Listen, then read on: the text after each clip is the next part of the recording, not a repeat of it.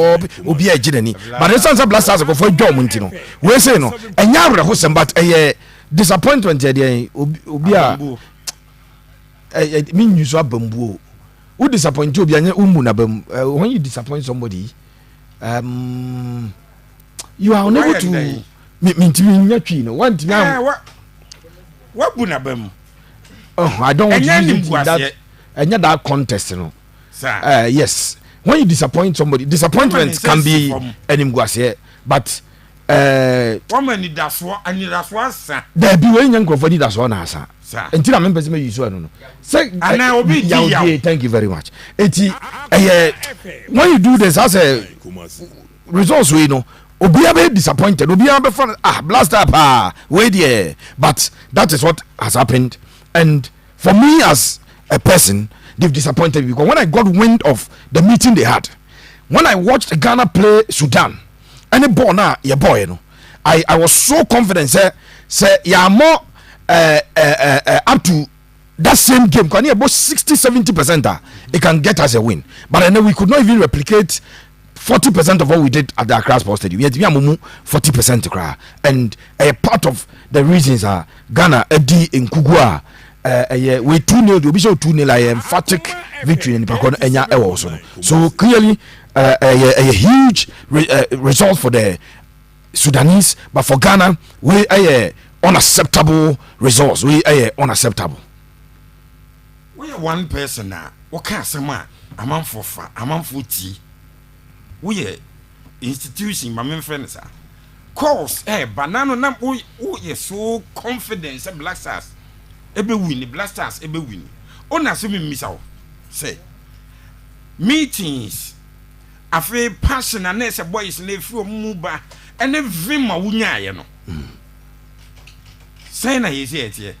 It's all lost. Into question I don't understand the question. Now we are so confident that Ghana be say. Yes, and I've just explained that go on a boy and say boom 60% kwan ke be show. Is that the end? For who me and as the Blackstars? Sunday we discuss it. Is a Blackstars no there. If you look at it's just a question from Onsma said that I just wanted to tackle it. Nam got a question directly at me, but if I could see Blackstars, with the end we will expand the discussion using the table and the games now. But I'm got a question who be direct or me side. Say no one already have been chance, but we will table now. And no one for Blackstars will be explained in details as we go on. But I will say it once again, a huge disappointment from the Blackstars of Ghana, especially Mrs. Again, say be near Bono, Accra, to don't catch say Sudan were lucky and they will not be lucky on Tuesday. And no on the press, or say Ghana will not be third time unlucky. And will quote Dutch, we know the by tree. And no country, press, and I say, no, but so can say you call Busman Prensa. Went man can but that's what he wanted to say. It clearly no. If you check Bibia Sibiana, Obi onya vim my vim was Blasters them minimum am sure Niger so who be say you go Sudan and come in kasa. But Blasters them minimum boss Sudan game no. Ball mo boy any chances of create here. If based on that and based on the meetings they had no vim power confidence Blasters this is not the first time Obi onya confidence and it will not be the last time. A lot of people confidence in a particular game where you now it wouldn't be the last time. As an analyst, I'm yes possible. There are games I'll come and predict I'll get it wrong. There are thousands of games I'll come and predict I'll get it right. We are not soothsayers. But I do my analysis based on the information I have, based on research I've done, and based on everything else if I do it and I predict life goes on normal. There be a ya can be be my say Pepe Kazi we be bumti ya kusi dama na ubi atoka abreme ubi anye bida. It is a kana mema normal. This is football. And until they say full of uncertainties. And until Sheriff Terrat Pobit Mabesha Remaded no. And until Ayas Esha Remaded 4-1 I was Santiago Bernabeu. But Real Madrid support bia Madrid da ko lose away cry back champions was Madrid near Canada no but Madrid da lose order eti sana football eti Blackstars no game no boy no na level no e form omo amo game you expect them some beat me about no the performance was that bad for the Blackstars of Ghana and I expect that your bad discussions as well your bad expand no your NCMP I be can okay omo ammo na ye hwe se omo be no sana pepe de asi ye ba game no so we are live at Akoma 87.9 FM. Joining on Facebook at Akoma 87.9 FM. Junior Champion Burger 1 or say disappointment is Miamo di. Okay, Junior answer the day Abba. That done. Stibo akwaba bibia boko. Abusia mejo so yare adom bibia boko pa. Enra now you so confident say emfa. Yenya ma game no so dey but say ya na wo hwe no then what happened? You be say that ba game no so but some vim na unya say emfa unya no yin. Because me catch you say football there are two phases, progression or retrogression. And here the end stage na you want you retrogress. Nti bibia ni ho a che say e din Kenya bia ni ho betima spark here akosro nti that will be the level I yebeko down and ade we me shall say I think 2 years ago and I'm can see a level na ye drew no say Ghana e fit for omo ranked 100 downwards and now omo ye ranked 100 downwards no enya the better of the Blackstars a clear indication how low Ghana are sinking over the years and we fail to find the right solutions to the problem. So, send ye see. Me can say me say we down for Kwesi Appiah. Baby, I would no maturity in coaching. But level no one was through baby. But you hear a very good team to win a trophy. Baby, I would no get trophy a year. So, but now, you know, the first league. No. Me catch you said North Africa for and Kajo say North Africa for anytime ombeba si ha bia na you feel so omunim bobo omunya de wasn't ye show bebre ba ko duru ho a ho na hu the real football and that's what they display. They deserve to win.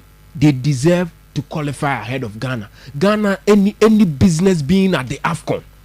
We have no business being at the African showpiece because we don't have what it takes to be there because the Afcon deserves quality. Afcon deserves a good run of football. A better display. But watch the last tournaments now yakona. Enye bibia merited the status of our African Cup of Nations and now said the World Cup tournament boy. So say Ghana and Timian qualify. Now results now by say Sudan ashe Ghana 2-0. On the face of it, Obeka say this is a shocker. But what take it time? No ashe game ni dia. It shouldn't shock Ubia or what football. No meaning the progression and retrogression of other nations in terms of senior football team. So me catch us a BB anywhere or yeah who be be BB anywhere now yeah be because the how defense line no able to me keep a clean slate throughout the 90 minutes no idea na because even against Niger we couldn't keep a clean sheet. Into keeping a clean sheet against them was always going to be difficult. And me can say, field na yes anko ball no I was no. Though players ni be in him, but any field that players no I are no more comfortable. Into that will play a part. And the fact that Sudan in him says we need this game where I was here or just a finger away from qualifying for the competition. And senior or my they deserve to have qualified. And I think the highlight of these two qualification games I have the speech by the GFA president and Timian Swaba in both games I boy. And clearly the first game now it was a game I'm saying Coach Kwesi Appiah.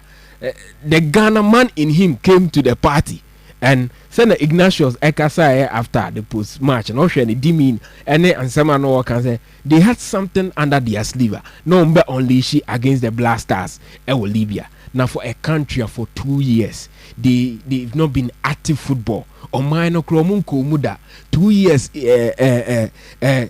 Sudan League omumboida into omonanam and no manya friendly match bi wo ha no awakobo e chire no mo na Mauritania almost threat Tanzania for say me pa chow ye kromo ntokwa na ekono ye wie ntimo mo ye kwan ye mehye mu league ni mbi ye ma se e beje championship no ba se na be ya players ne be active ne timi abo CAF Champions League ni ntimo mo ye kwan ne mebo sa o man no and ne Blasters e share in 2 games wafa 4 points to me kwa ba ye ba game na nkasa so Sudan Asha Ghana by 2-0. Sudan Asha Ghana by 2-0. One thing ye.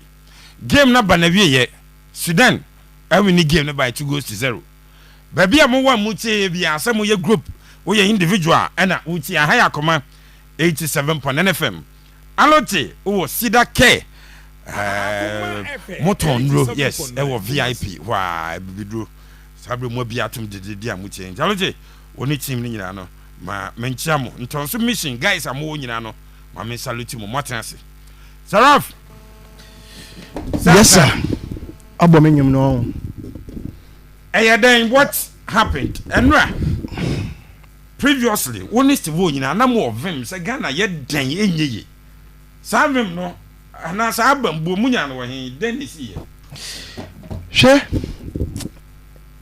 unfortunately and what say as a people we have to live obviously as a people we have to live with the unwise decisions of football people. I mean, can't say the bia say unya leaders and now I can if one am pennyfu edi wanim now on decisions and yet driven by the interest of the group nipa mudi na chinyina mo bebre and munyina will suffer for the unwise decisions of somebody obi said the unwise we go come because me dey attempt me person me dey bro finish one obi say one taking decisions in plenty ye nyina ye beti misuo nti aso man politically ye beti misuo eba football ye beti misuo eba a lot of areas ye beti misuo and say when leaders and taking decisions and based on the interest of the people, genuine interest of a nation, repercussions now in Sudan e be any and ya hankwa baby I hope fire analysis baby I hope realize say that is why leadership a key be a effect of leadership then America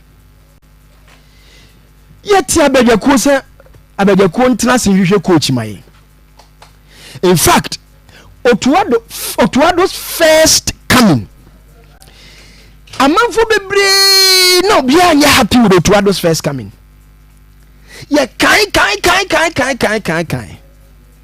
na ja ban ko fa creativity ba yintino amanfo say na creativity na anya yintino when the opportunity came say yensan ko hwehwe coach no na say abrea mabinom we dey an opportunity once again to bring Otto back.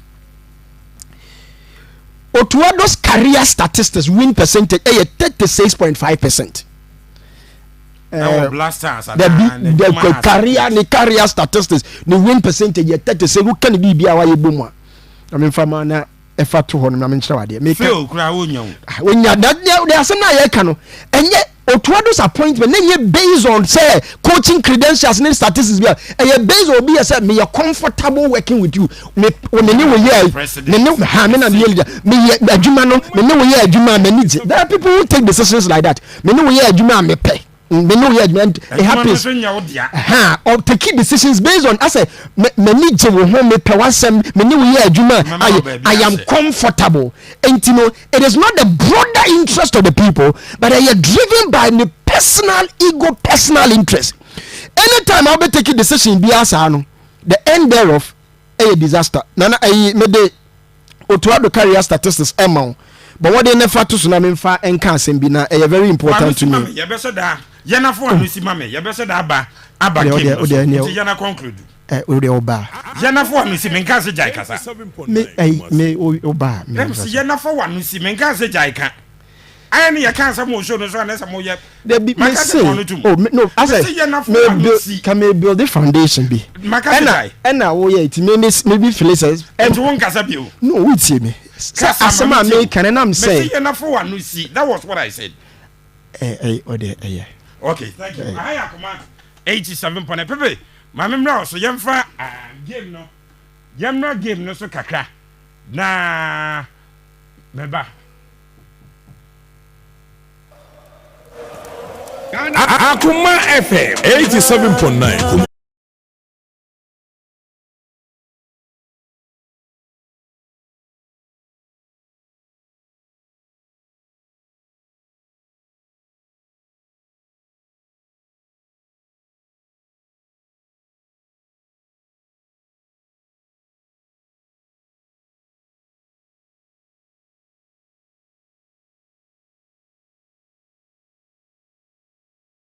Chassis and for your Blackstars starting lineup. Fatu Subamina in Shadia. Yes. I tell for bit my journey, Akuma 87.9 FM, Akuma 87.9 FM. Show no live, Ainano. Yeah, Transona, Yaya Juma, and so na Akuma 87.9 FM. So this is how Blackstars SA game na say. Na Blackstars, how we started the game.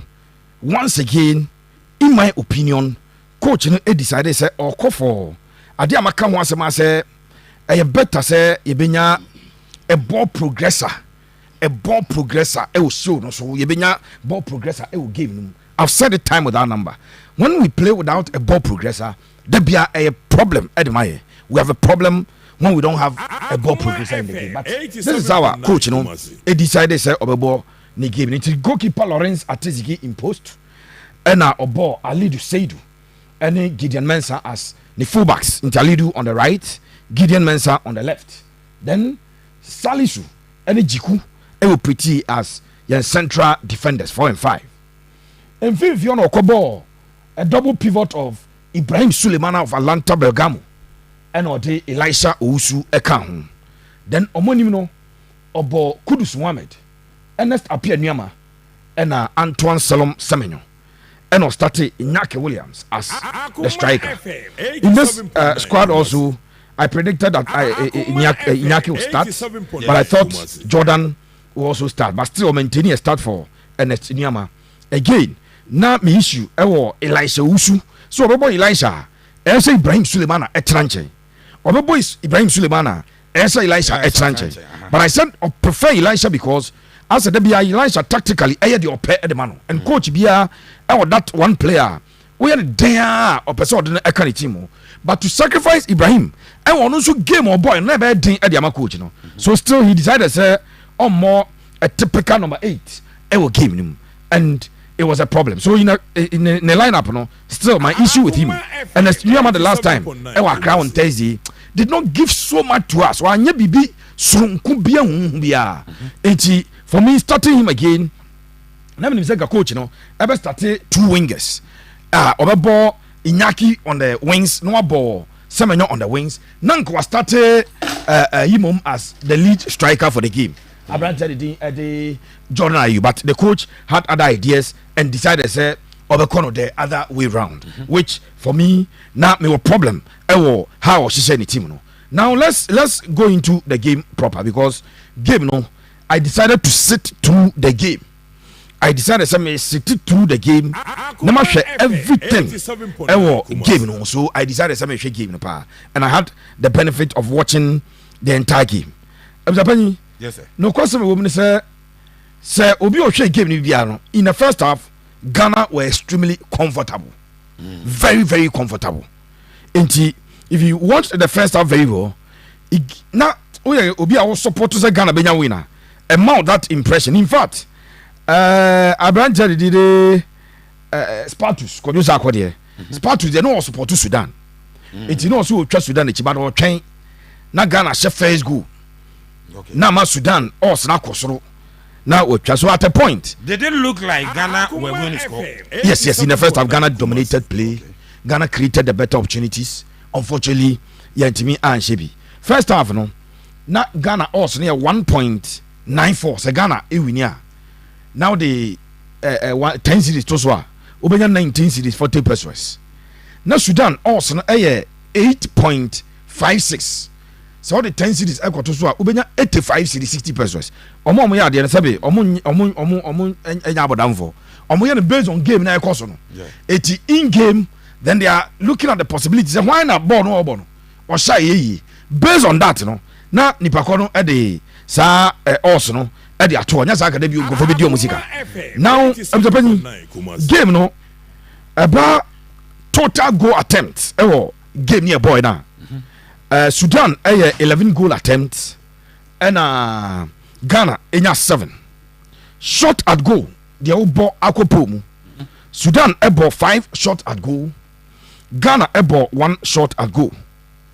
After about shot off target, Obiabo 5-5 shots off target. Obiabo 5-5 corner kicks. Ghana 4 Sudan enya one corner kick kra e o game no in terms of corner kicks. Ghana nya 4, Sudan enya corner kick. Offside obi ayi mienu and a goalkeeper saves.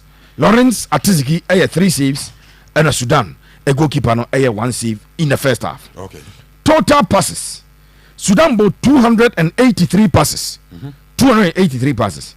Blackstars Ghana bought 353 passes. Passes completed. Total passes no more 282. But the more completed passes 193. Okay. Ghana they completed out of 353 280 passes. And your boy and no completed passes. Clearance completed. So be the ball but now clear. Ghana clear Sudan they 9. Sudan clear Ghana they 22. Especially in the first half, they resorted to clearing our chances because we were having the better of possession. Yeah, and an but unfortunately, and to me, anchor ye for my crosses completed. Ghana crosses 5. Aku ninipao. Sudan crosses 2 aku ninipao. And about interceptions. So be the ball but now Jeffrey Noah. Ghana 8 occasions. And almost 13 occasions. And a Sudan. Boss no free Ghana and so. So this the general statistics are a PM game now of the penny a course. Now let's go into the game proper. What happened? How did it go? Coach Kwesiapia tactically boo Coach Otuado. The tactical battle was won by Coach Kwesiapia in the second half. Okay. In the first half, Otto's tactics manage no open me shop as Otuado call dressing room no. The only thing I catch him and say let's keep on pushing. It will come. Because Bonana and Ranchane Bono. A son or person more set up no bono. The only difficulty I will make side say he needed a ball progressor. He needed somebody. A transition. I quick as a bono. Transiting terminal. But because Elijah is holding midfielder, a defensive midfielder, he's always turning back. Then Sulemana is always turning back. Into what you money show much than almost money because your ball progresses. And the Ghana were reduced to sideway passing and backward passes. Sir, when you want to enjoy possession, now only number 8. Because you are handling the ball, Elisha say Sulemana ewo ne left or right hand side of the man, it's a sideway pass. Okay. Say Sulemana jebona on also the 2 and 3. So my money ma no across sideways, not their mom. 2 and 3 ne jebone omo ya cover that. They will come to the 4 and 5. No more the bona mom. Ni asadi ama 6 ni mi no more 80 the yeah bona me catch Kabiru say who's the Ghana ebe attack biana ye ball wing play.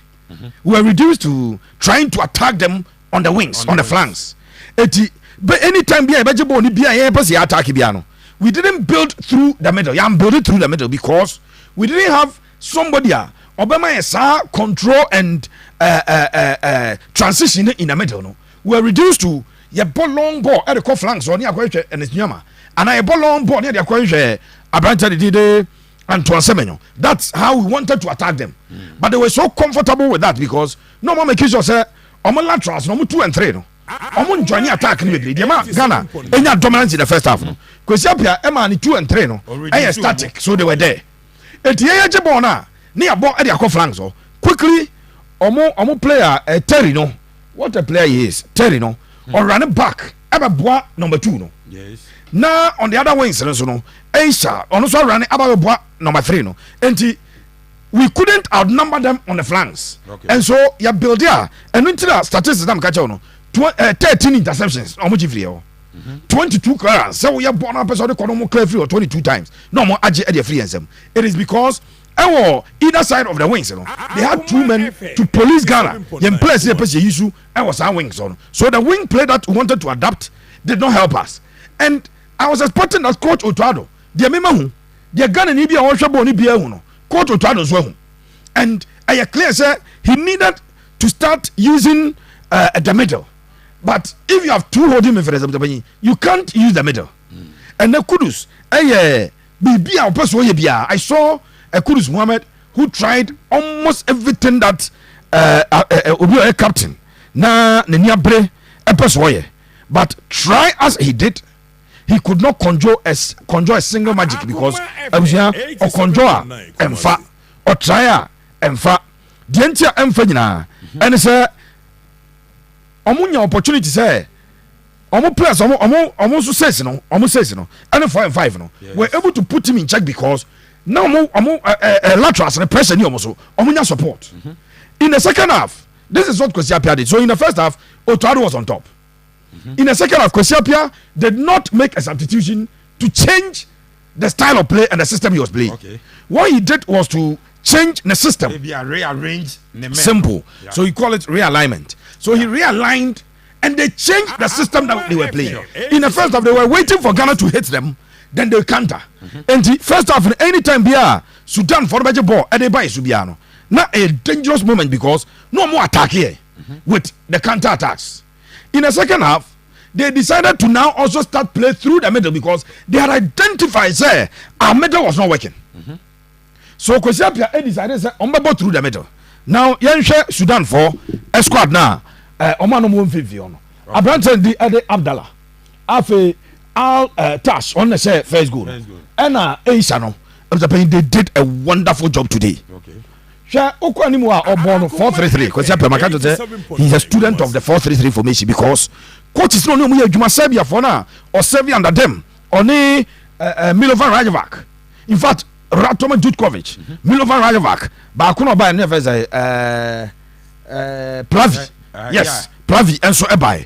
Omo nyina no those Serbian coaches no Satan na no mbo Samojan as a lone striker. Yeah. Near building a middle no. It Kwesi Appiah team here we on paper 4-3-3. But Abrante di Ade Waladin Kade and Abdurrahman when Nimia Ketwa Ebokot na Oko US or so nyama. Yes, senior brother Abdurrahman and Abrante di Ade Waladin Kadino. Omo nyina no mo be come down. So at every point in time o game na ubenya sa Emrante ni menu a omo support the midfield 3. No more than 5. That's more out number Ghana or middle. Yeah, but 3 midfielders. 3 midfielders. No, Kudus a boss and attacking midfielder. John Kwano and manage him. But a brother coach Kwesi Appiah who say we only want to catch him our wings. No, the middle was there for him to use. So he decided say or strategy so middle. And our touch. I started say or impose no our game no so. It in the second half. After the possession of first half no quite baby. A shooting and still. Otuado kept to the tactics no they started first half no. At the point of Kwesi Appiah changing nsa no. And build it through the middle no. Na ye da so edge ball na. One pass enko hwe Niama. And as one pass enko hwe Antoine Semenyo. Na dia kan there. Enfifine da hokwa. And Kwesi Appiah seize middle no. And the tactics of Kwesi Appiah to seize the middle and to start playing from the middle and to start dominating from the middle no. Work perfectly. Edema the Falcon of Jenny of Sudan.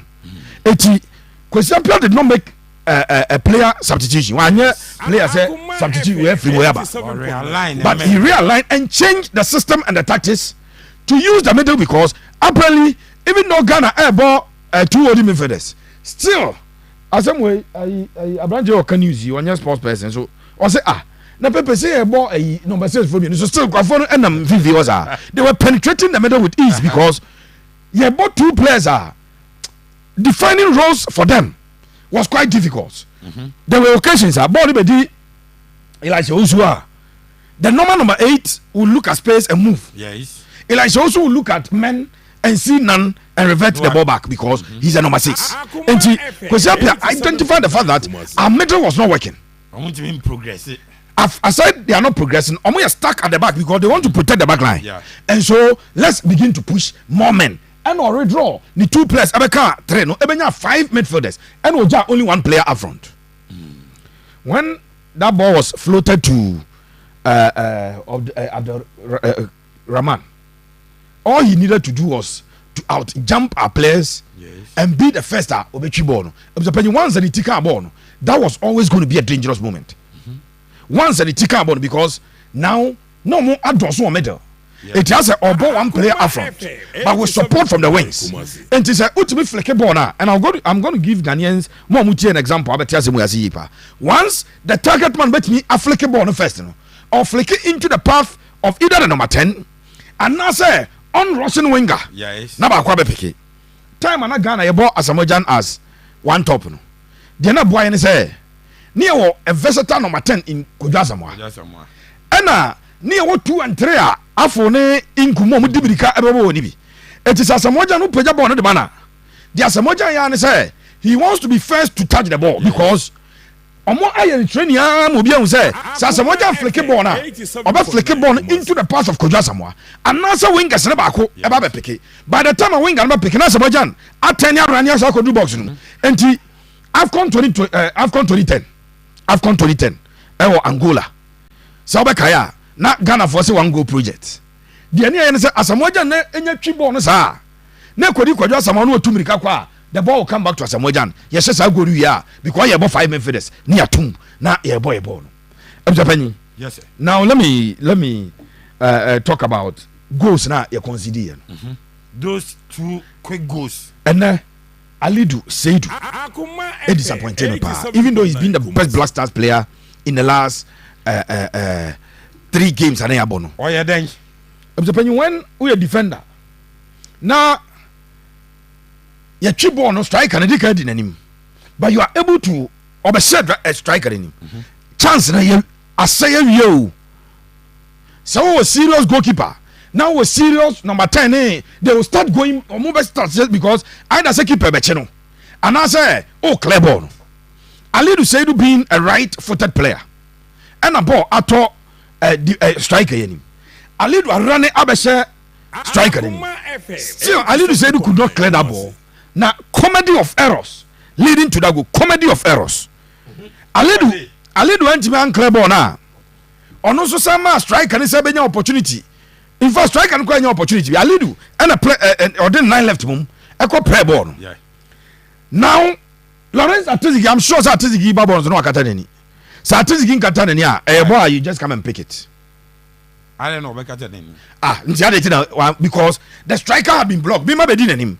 Striker no least mistake ya meje foul e dey because afena Alidu said abedi nanim the striker any control of the ball him at that moment striker no to for mumpa anya penalty when the ball was with him on no control of the ball no so won ko kana penalty Alidu said we abese nanim and they say ball na Ghana ball and what you do as a defender is either say over block striker no na goalkeeper na pick ball and now ball ni over clear bia be back through be back corner something Alidu mistake and then 9 left the car ball here no and a goalkeeper Lawrence Atizigi shot say o free post room and ran ya be pick ball Atizigi got there and missed the ball. I don't understand apart from so akata there is no way you must miss that ball because ball and just striker ni ball ya wo ball a striker and a di shell and one no ball where the defender na di nanim and mistakenly defender na 9 one clear ball ni Atizigi pia opie no so baba che ball no simple me hu ya no say Lawrence Atizigi mzabanyi wa lose ball no wow unfortunately Gideon Mensah was also chasing the ball. Gideon the fact that we are left-footed player just in such serious moment would be for right ring kick ball say and I expect to say Gideon Mensah because steps be na striker na ka kire o striker no aka Alidu Seidu achi time ya ka say ya goalkeeper aba wa miss ball no head towards the pole and a ball no e ko prim post no e prim post no because Gideon Mensah oko ball no so no na dwunya say just the ball no be down left no the ball. And he was waiting to get the ball on his left. Wow. Unfortunately, he couldn't get the ball on his left. And that guy called Aisha. For almost squad not to Ramage. And no, and the ball no, ever taught him. Yes, Abraja did it out touch. And the ball no, ever taught him because Alidu had failed to do his job. The goalkeeper had failed woefully. Woefully. Sanka Alidu mistake no. Goalkeeper no. Emma enya felt because mistake if Alidu or be recover we no be share anim no some mistake no yen e say goalkeeper save you obache ball na no ano bibiansi ebiem the goalkeeper failed woefully then Gideon Mensah no no so opportunity to clear the ball e follow ball na ma ne kopem post na form e pie by e no mo the ball no to attempt so the first goal had been scored first goal no e by no the current Blackstars no e said that the pen ye share na e de ya bonyenya ye share pen ya bonyenya. And once the ball hit the back of the net, then the Blackstars started jittering. They were jittering. And Abrante did Salisu Mohammed 1v1 Salisu could not use his strength or his intelligence or his body. Sabon a baller, as a man, a brand who showed that he will lose his balance. I just a striker, Nimbo Bopa, my catch was a Sudan for the opinion. Let us not overrate them. No disrespect to them, but they are not a creme de la creme. No, Omoyadia and Kababian go for Boboni and Comusbobio. Baby a Bobo Papa and Combobio. Son of football here. Obi Oyadia Bia, Oyadia, Obobon at the highest level. Many shows Sudan player Biagan and say, only the UEFA Champions League or more. Obaso Sudanese League. No, that is where their level is. They have teamwork over us, but here as a Mojan 2010. Ebra, yes, US. Sabona will take you on the chest. Yeah. As a Mojan at that time, a top striker in the world, even though his run was impeded, Abranja Baku a piano. Yeah, it's a walk. It's as a Mojan, I didn't budget on a piano. He saw the goalkeeper had moved. He saw he had the goal post to his side. What he decided was to stay on his feet and then get a touch to the ball and he will score. And he scored that perfect goal. Sure. I am not sure, sir, Sudan striker will do the level of Asamoah in 2010. No. And if Salisu had used a body check on him, because no box so he could try a penalty.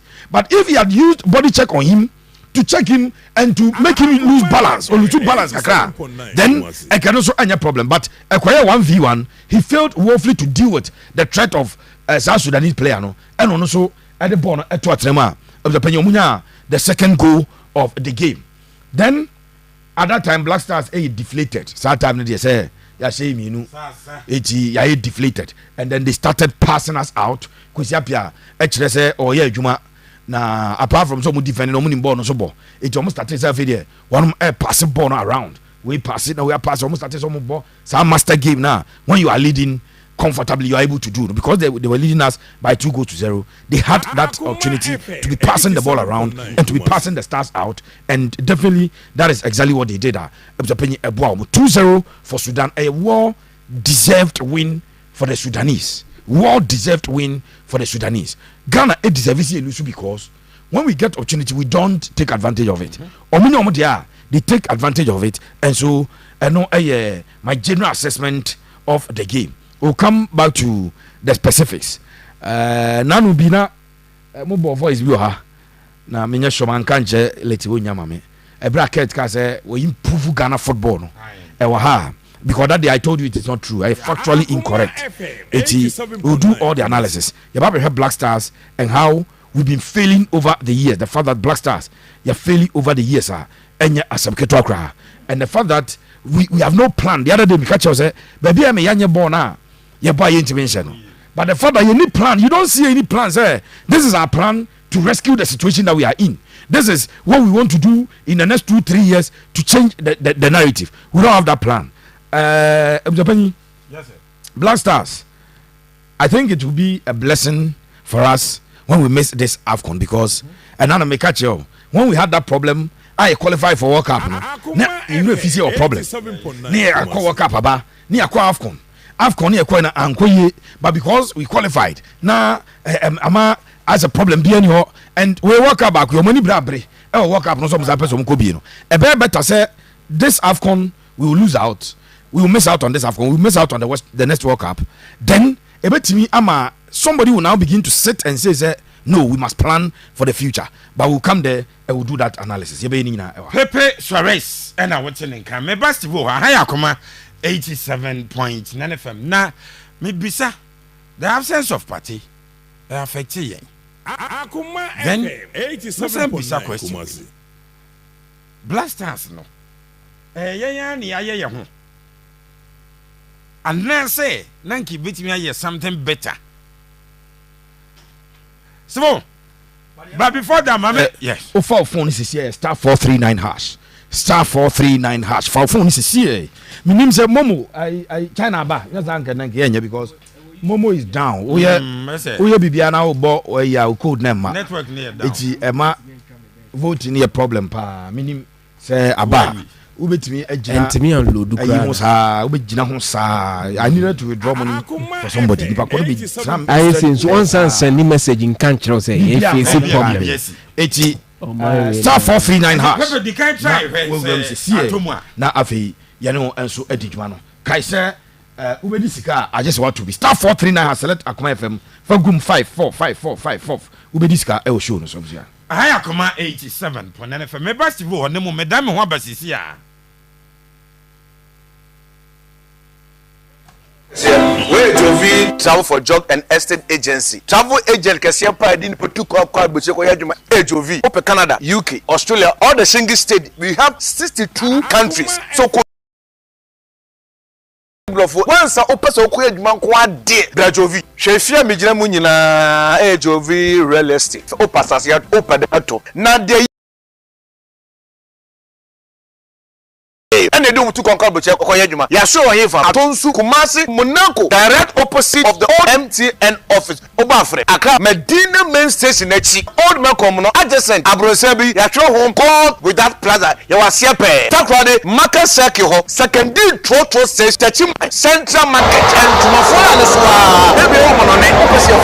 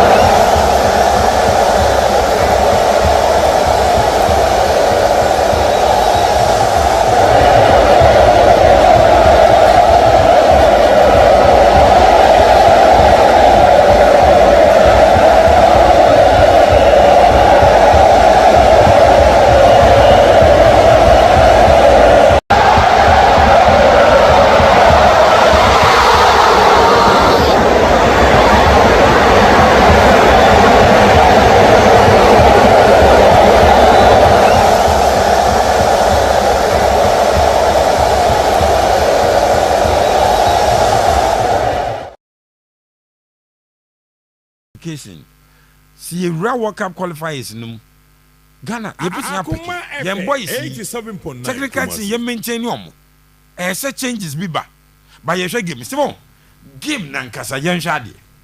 What happened? What went wrong? How did the Sudanese overpower us? Kwame and I was up your fast one. What to me attitude to have the say sack movement train says we a small boy cry the year no one count. How did he do it? I was here. The first step and as I approach to the game, the coach Kwesi Appiah and he said he had a team and a clear plan to execute. And the plan, no, and he said in the first half, no, on narrow Ghana to a 0 shot on target. The Ghana and Timmy shot on target. Whilst Sudan about 2. So send na discussions in be about say he has nothing to lose, so even a draw will be okay for him. And no nyadia or the call, he decided to press Ghana and then to get a goal.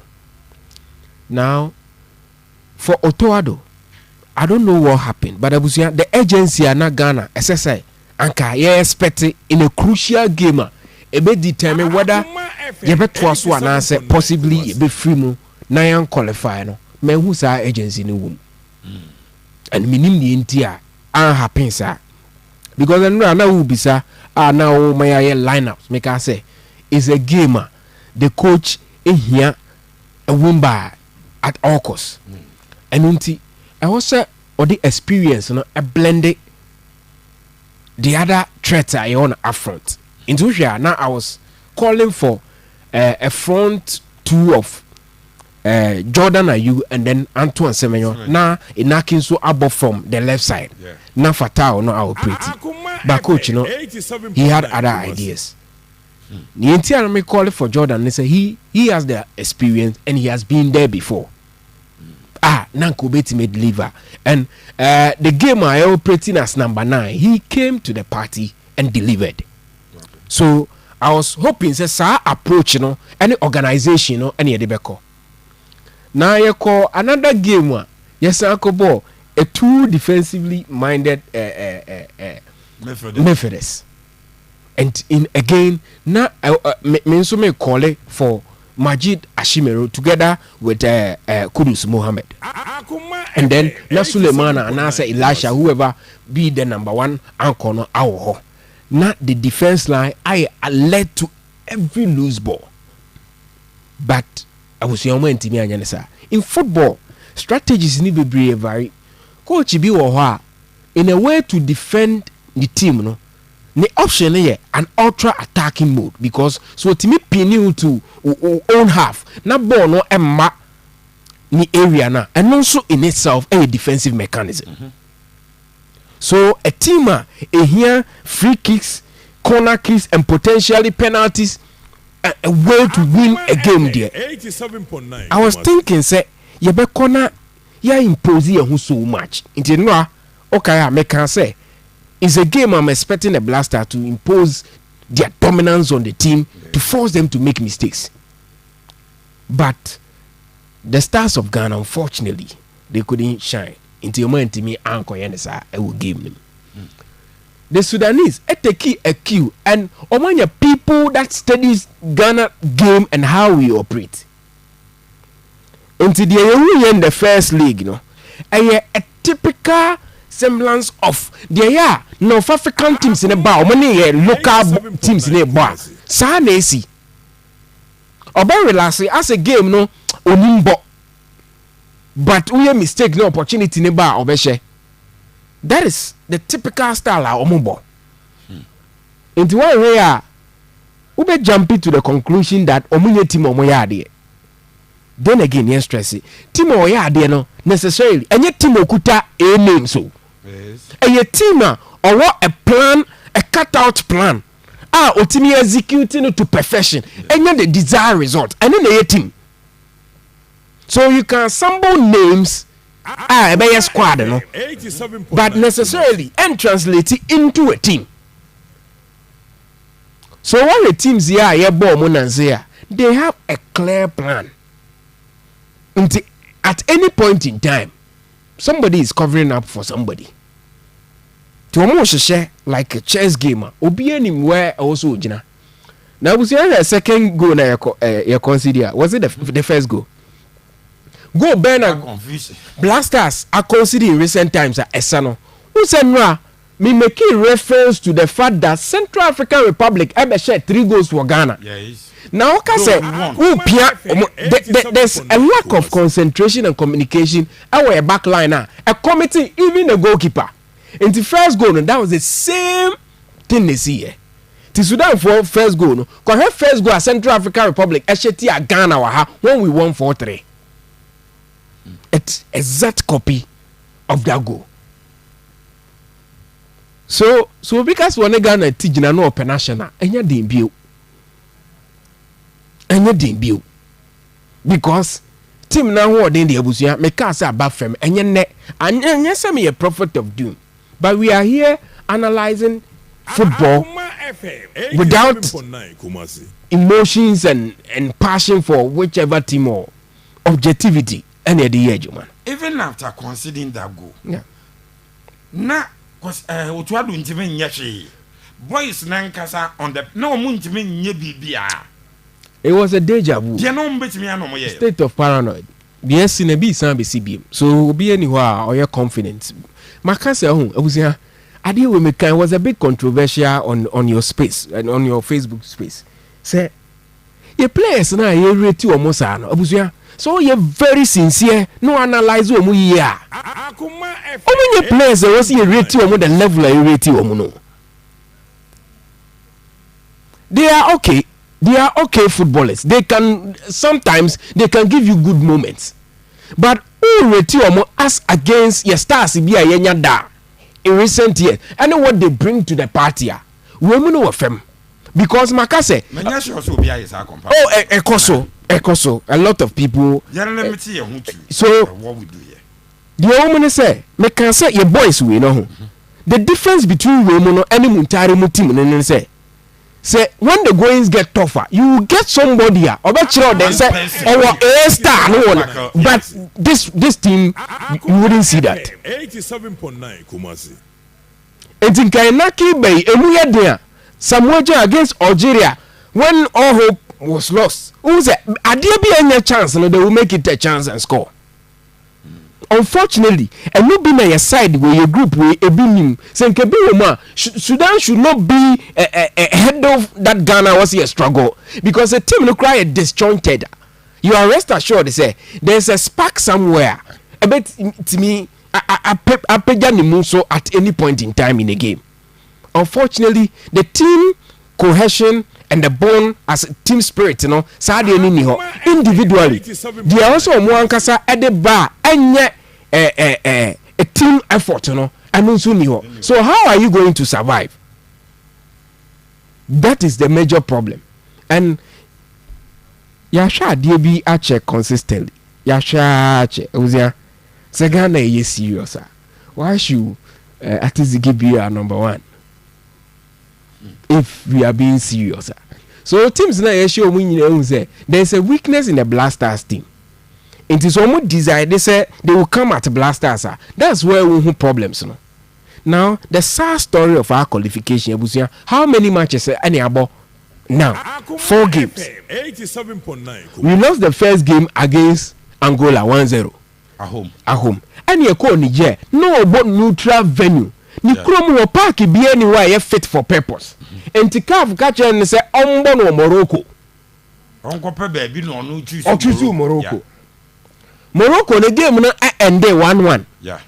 An unfancied player and a share go no. Or a part of the group obi abetima she go, but they set it up as a team obi a responsibility. Yeah. Enti Alidun and a share go no. Ye wie and ye ba against Sudan.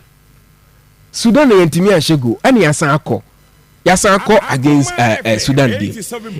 In 4 games abusia Ghana conceded 4 goals ashe 1 goal. 1 goal no a buy from an unfamiliar source. That should tell you the peak of the problem. All is not well with our Blasters. In a group with Sudan, Niger, Angola, now Ghana about 4 games ashe 1 goal. I conceded 4 goals. I was here. You are better off staying at home than praying to qualify. I didn't clear. Bibia Chelsea more than money with them. And before games, me say the work say the last 10 games I have Afcon proper na person qualify kono busia ya winning 1 game pe e Guinea Bissau na share no. Now the most funny thing is unim say from 2019 ABC the last Afcon obusia 3rd place need to me qualify. Yeah. From 2019 you did first qualify no. 2 editions na aba after us ni nyina obusia. 3rd na you qualify na heading. In a group with Gabon, Morocco, Comoros, you did 4th. And in a group with Mozambique, Cape Verde, Egypt, you did 3rd. When so in the qualifiers, Abusia, yeah, 3rd. Out of 12 points, Ghana is saying 2 points. So Abusia, how do you qualify with such performance and stats are able? I catch your statistics in the do maybe it is so baby she bikini no. Outlook no you're wonderful, but the real stuff no you will not see. But Ghana statistics no, I will be actually. So we are the naked bone. Bibi anywhere say we are a team. Yeah, dear. You were a list of players that we can mention. You can bit my pinpoint this. But as a team, you don't win matches because of individuals. ɛna mɛka sɛ saa individual performance no ɛyɛ elite grade A foɔ no na de saa adeɛ no ma saa adeɛ no element no yɛ group wɔ yɛ ni bi nti yɛn ho bɛkyerɛ yɛakyɛ nti wokae a yɛkɔɔ Mali into ahead of the 2010 walk emu yɛ de no Kwadwo Asamoah in the center circle ɔbɔ bɔɔl hyɛ at the World Cup stage emu yɛ de na wobɛhu sɛ Michael Essien bi wobɛhu Stephen Appiah baabi a ɔbɛto pass na afiri no Asamoah Gyan wɔ connect but wɔn mu no yɛkɔ games mu na yɛ den a wɔn na ɛsɔre ɛno na ɛma yɛ asɛm no yɛ den nti coach no deɛ obi wɔ hɔ a obɛtumi asa sɛbi obɛtumi ayɛ tibɔ nkɔ so anaasɛ on the day nneɛma nkɔma no but nneɛma nkɔma no there should be that thing ɛma yɛ rate certain footballers bi but saa deɛ ni yɛ team no mu koraa the whole structure of our football no is in a mess and we fail to address the issue. Whoever speaks against Nyema Ekosono, you are attacked as an enemy to the Football Association. But how can somebody who pays 100 cedi to go and watch the Blasters, Bobo Kanobe, the enemy to the Blasters? So all is not well, and you need the perfect time to reassemble and do things in the right way. Anya sani and namho ye say abusia. Yahoo Bachri Nigeria suffered same fate. Senegal suffered similar fate in 2012 in a group with Libya. Satam no so na Libya akun into a matches no crowd no mo away. They came into a competition in a group with Senegal. Senegal failed to qualify. A year wake up call momo. Na players omo de ko eni na dem baba aka ho. Pape Sise no omo ka ho. Cheku Kuyati they were integral part of that team. And to know about the names are the backup.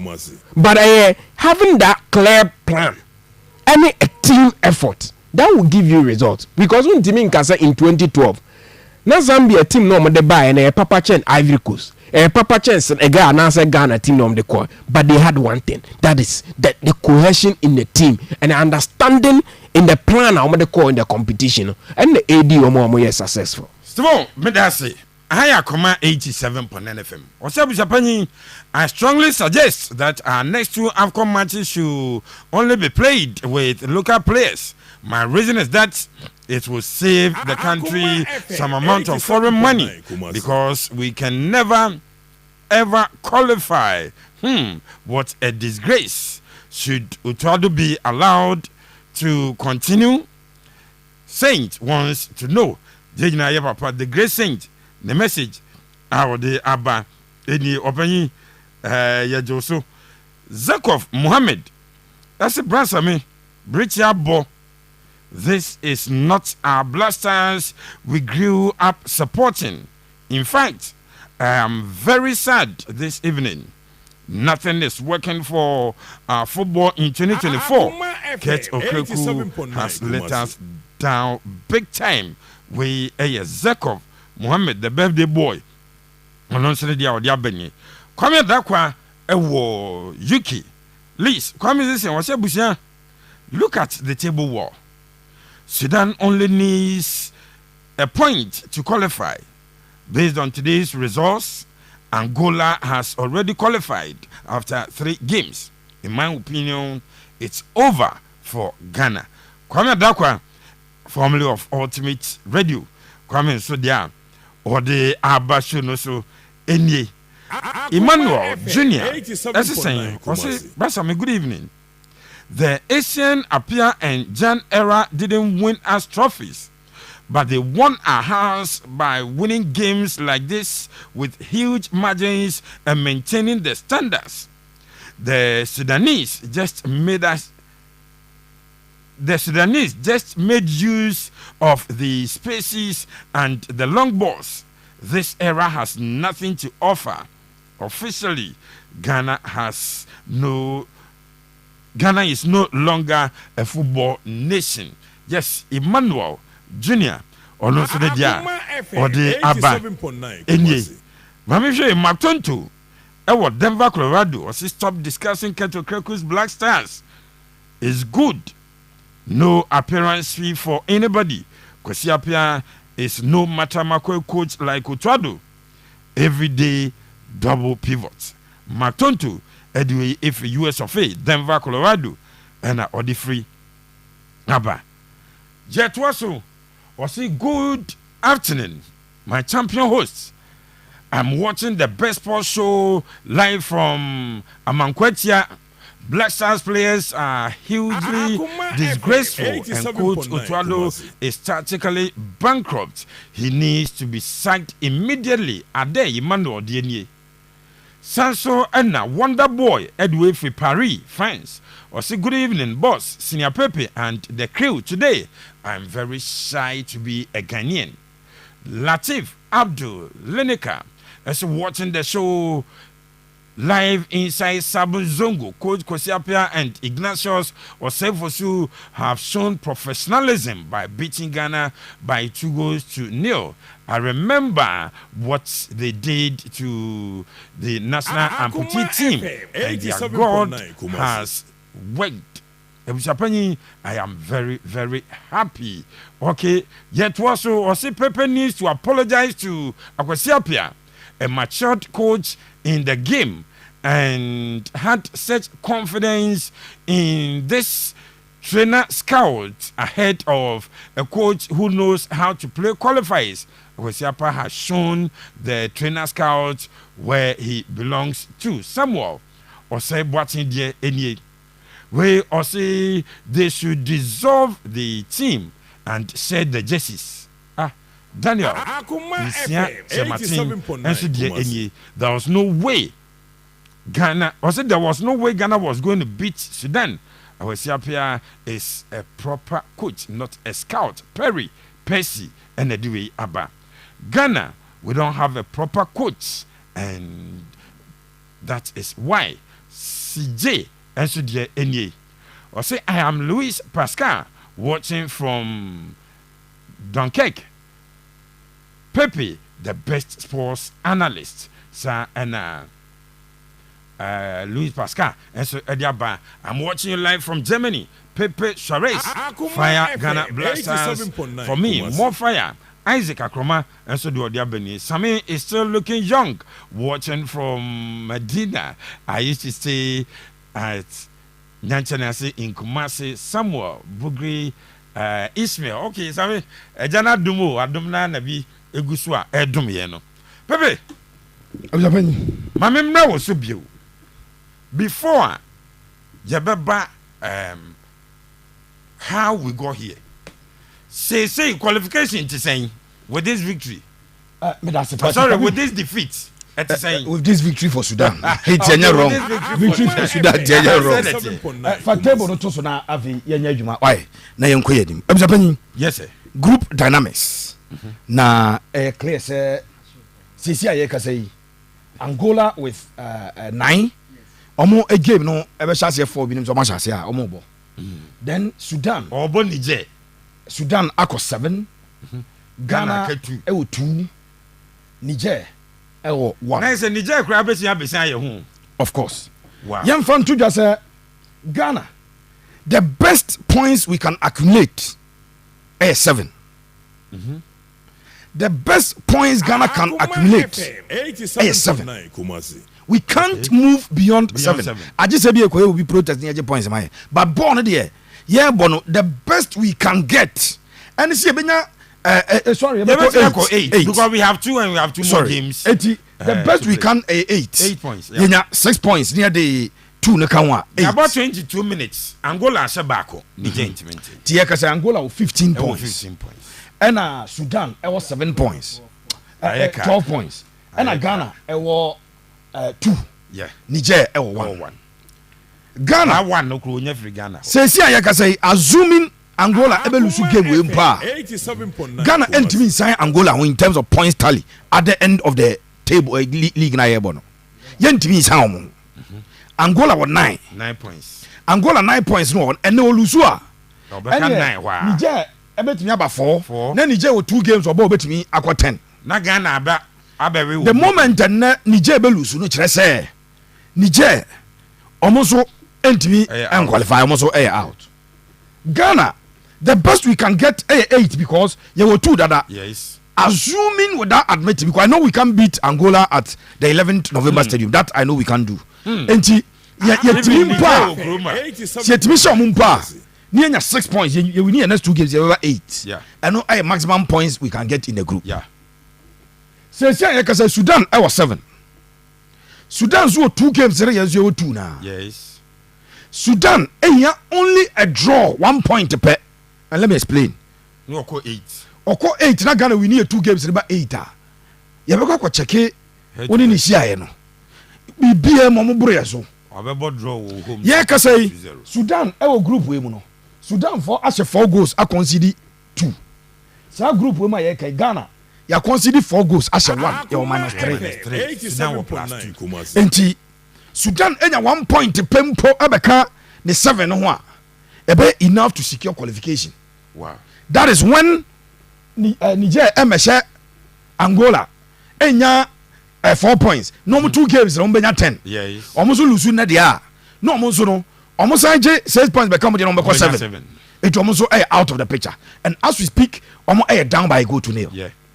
It was a penny group no. Yes, Angola will win this group. Na Angola be winning group no because group F one and Angola winning. No. Omo team no build it over time. 87.9. Pedro Gonçalves aye adwuma over time. I think we are the 5th year our team nim. Our players are almost about top level European football ni bi. And our experienced players are more experienced pa and so for Omani di Angola no, they win this group, they will top the group. In fact, Omo ba Afcon, Omo performance, any game Omo ba Afcon so any pa Angola at the Afcon Omo no me delight to watch. Omo ya dear pa until say Omo ko share Omo matcha. Eyi Omo film. Eti now Ghana, our destiny is not in our hands anymore. Akuma FM 87.9. Near destiny say ni ense no. The man is here dey say between you and I, yes on paper Ghana nya out.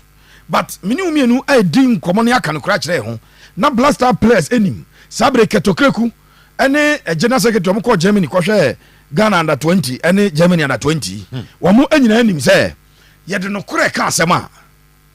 Yentimi nse Angola wawe ewo 11th November Stadium in Luanda. Any Angola yene Niger no kra wo Ghana no.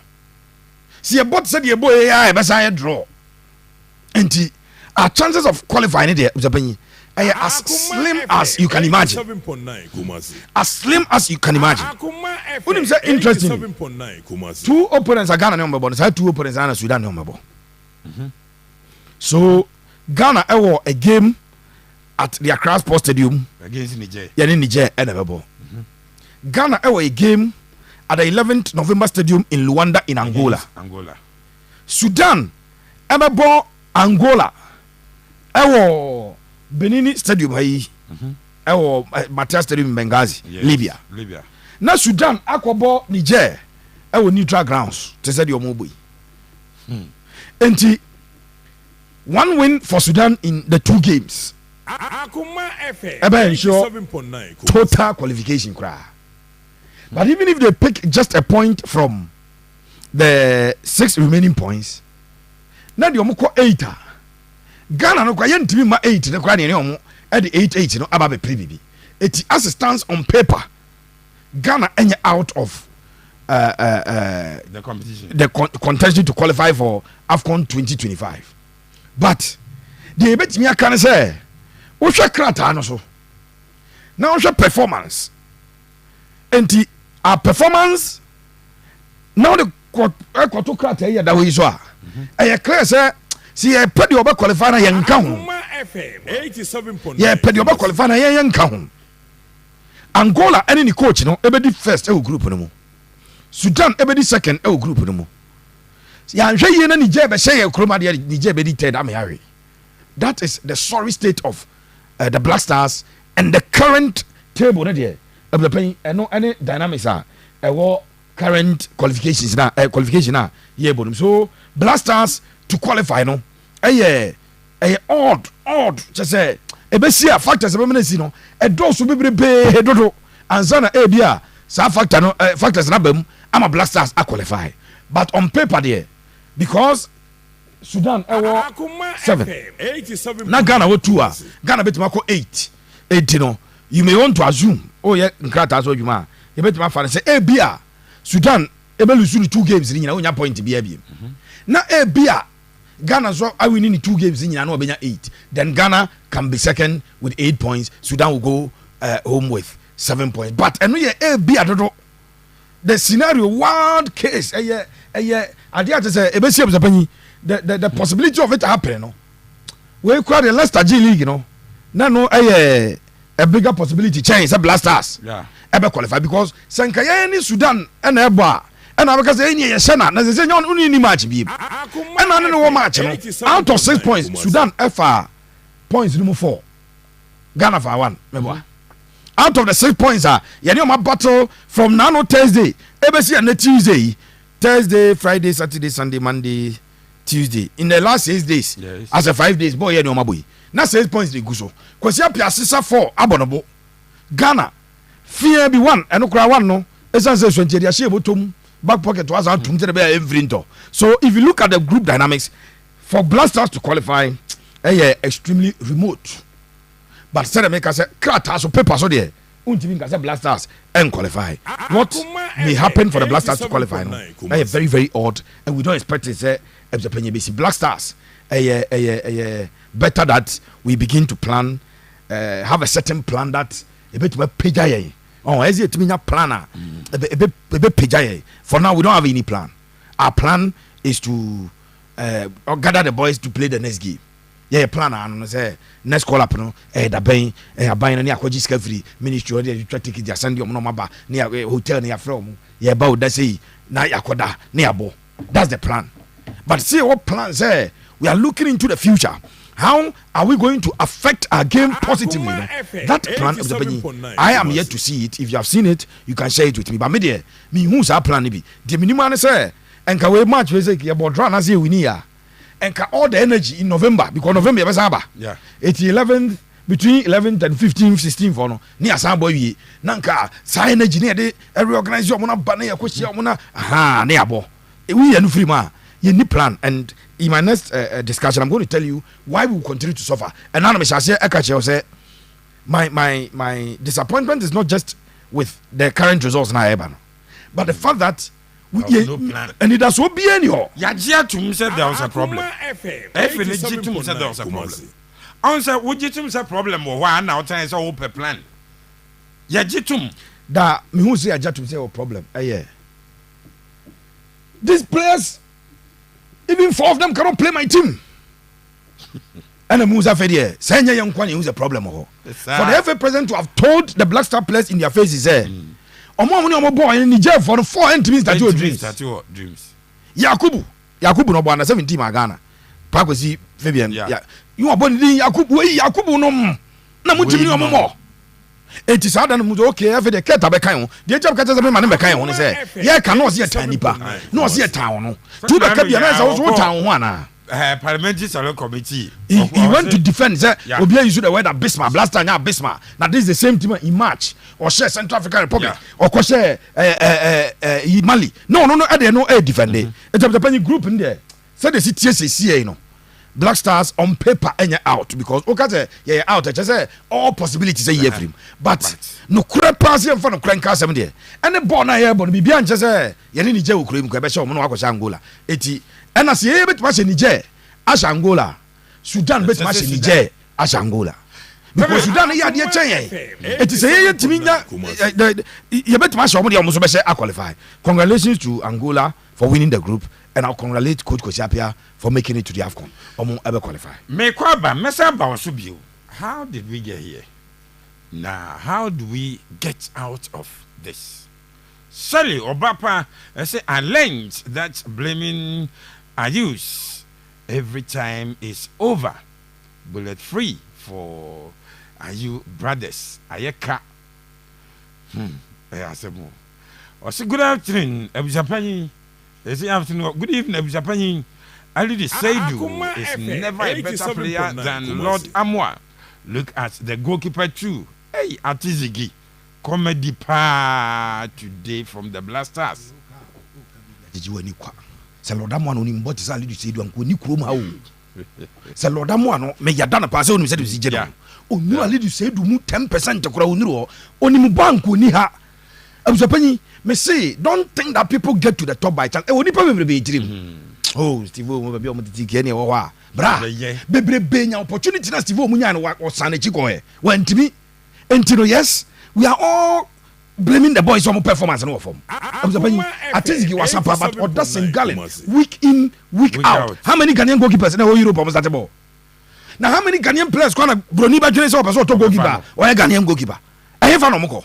When he done so no ko Ethiopia ko no ko fe. No fi no ko Rwanda, no ko Saskatchewan, no ko Zimbabwe. Me say, we coach na sa wonim say goalkeeper bi eda St. Gallen constantly. Da bia on eda. E be dey say about trim say Kofa Felix of media makoda boom. Emma trim. Ah, na tiziki ni week bia ba check St. Gallen bo bi on eda mo. One of them. It is St. Gallen for wonim so someone is going to goalkeeper. Comedy pan today from the Blackstars. Salisu Kings even Akuma FM 87.9 Kumasi. Look at Otuado. Even when the game had not started, he was sweating. In Shaba Hobrebo, as in Congress, Kusiapia, Mike Bevi, any Ghanaian players lack compatibility, and most of the players are overhyped. Kudus is not on form. Sir and Dechi Safo Gofford. And so the Abba. Good evening, Bishop and the crew. And to was was it? Akuma FM 87.9 Kobo Kumasi. yi ebeye yeni. Hey, Ghana football pioneer Kate must resign today. Money Mike Dakwa. And so the other Abba. I don't know. What's up, still the GFA still until the GFA invests in the local league, the Blackstars will continue to disappoint some Ghanaians. I'm happy the Stars lost. Respect to Kaitri Akwesiapia. Somewhere Adana there, I don't know. CJ is saying, or say Ghana, we don't have a proper coach. 87.9 That is it. Samuel Bugri Ismail say, I remember Seraph at Ultimate FM when PSG knocked out Chelsea in the Champions League. I need those ways today, especially pedigreeless PSG. Okay, sir, Eda Samuel, so Ebisa. Steve, qualification. People say on paper, yes, our games are points, I cannot. But for team we are, we can we? No. No answer me. My catch, I don't waste time on you. Maybe I try to say, you be didn't you maybe back that I will be forced to. Then in danger. Because you're not there. You're nyadi. You see, you say foundations, you know, a juriguni session for floor. Intimate sir, because Sunny I quite about the football and say Blasters don't quite the Akabagas will be now to a drew. Under 20, under 17, under 12, phoning now to face a problem. And a big issue. But to talk of qualification, Abusia, Akuma FM Sudan for no cry here just a point. Maybe again, say Ghana 2 games now to qualify. Now the embarrassment any nyano group stage or Afcon only they are qualify. See it's not that third. Sudan may not even get a point again, but still Yeah, Sudan. About well lose 2 nina. See, we do 1 year lose 1 quiet to his house. Your games now can be anywhere against Niger. Sudan may not even pick an additional point, but still I was maybe a dream to me rescue bia. Because any salusu a prior ye communication between right back goalkeeper befa ball meaning the na mo ye ho keeper no beto no what is say ozia adena no That is it. what's that na me catch you say baby edru no ho ye penny year yem fifa local boys na no mo because yem qualify then qualify. It saves us a whole party free money as a try flight is will be mray. You qualify. Not because you regard your stars no more Europe no, but Abusia, I'm a bar. I didn't know Messi. until so oji World Cup Argentina for no more rating is out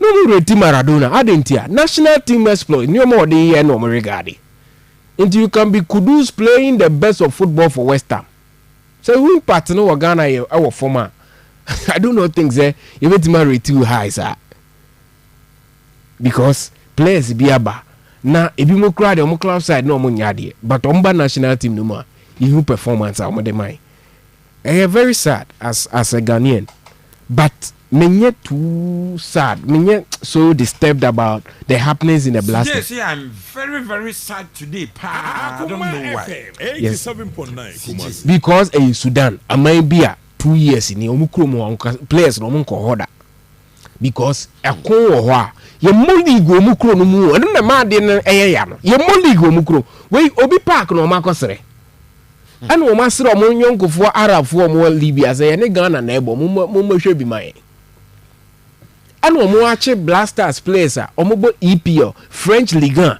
ebo Italian Serie A Portuguese League ebo Indonesia League ebo whichever league week in week out o mo bo Ghana no asanko to coach e dey free Borussia Dortmund Akuma FM ye ko to coach o start ade me ka se ade we nyansa bia ni obi ani wa na dwene ye adwuma onim nyansa obefa otuado as a full time coach because you say it here I am the host of the show we then so wo so be radio say now my friend say me meye foreign news as a winim dia wo ye because me nye foreign news presenter and so the chinchina say the paper ye foreign news why pa now so foreign news presenter now but now say busapanyi meye foreign news ebia ade ne bom man say dan koyi nti time market gigina me kate akoy wonim nyansa ade no ye no so nyansa bia enyim but yes every president problem no every president any ejama no problem em free ho see ade ani so I'm tempted to believe something meaning say me ka be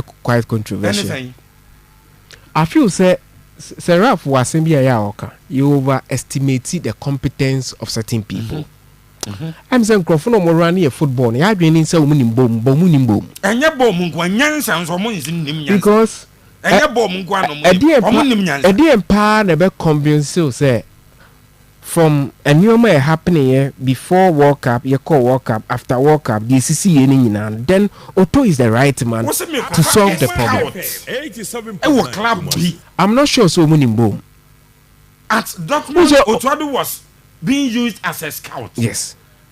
FNC there can be also over 300 coaches or more applying for the job Otuado have applied. Unse see no mo dia djuma ba ampa o mo de man no. Yes I could cheers kakra madam. Unse obi ani we bought him out of contract. Obi ani timi gi ade bi ho pa ba sa de no ni ne.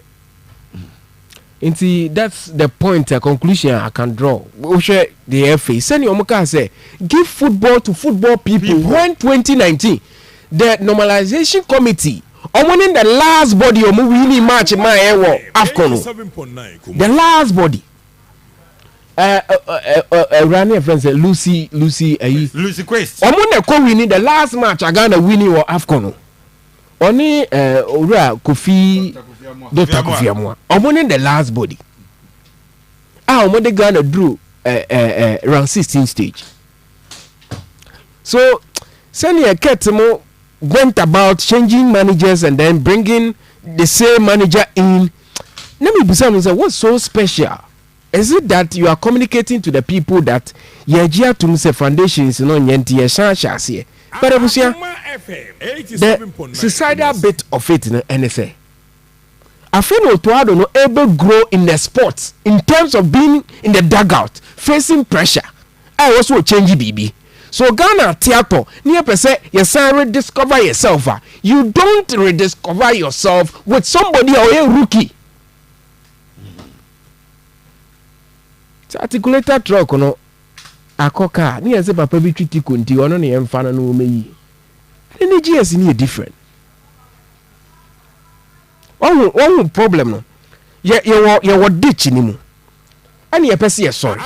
So one person sorry there, you need an experience. So bet me I'm more sorry. Yeah, there yakofa an inexperienced man. And you person sorry in a very tight situation. So me now I can confirm and I can conclude that send a football body and the men are pulling the strings, you know. May you so say rough word, you know? We overestimate the competence and the brilliance of people in certain capacities. Yeah, you say because omunim, but the reappointment of Otoado, any situation a woman there, a big confirmation say even Koshe Stadium no man.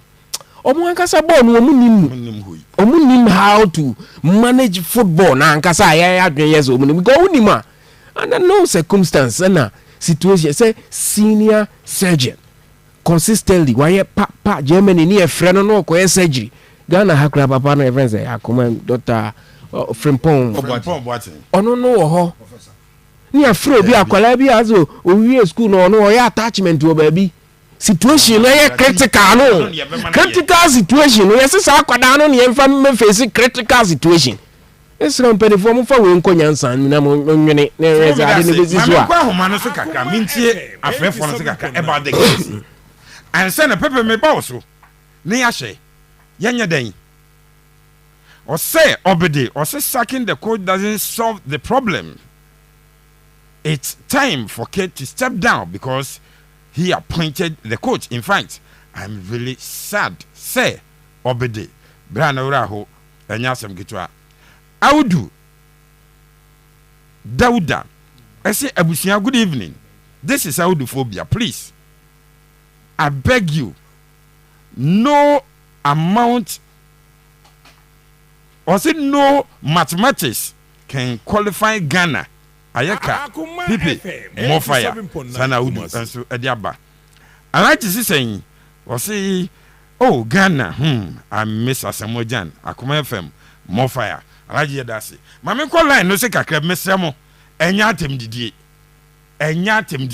beka waje enne game no game na nkasa wo she bi sign ne koye 03224 9035 0243 114497 hello good evening.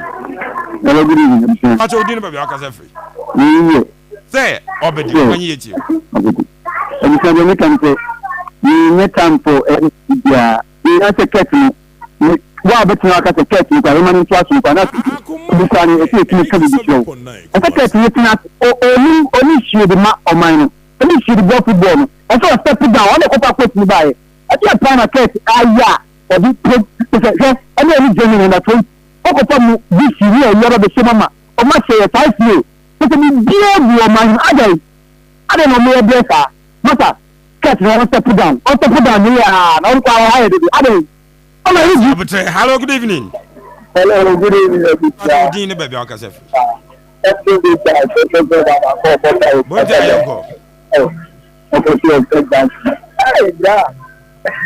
Akuma FM.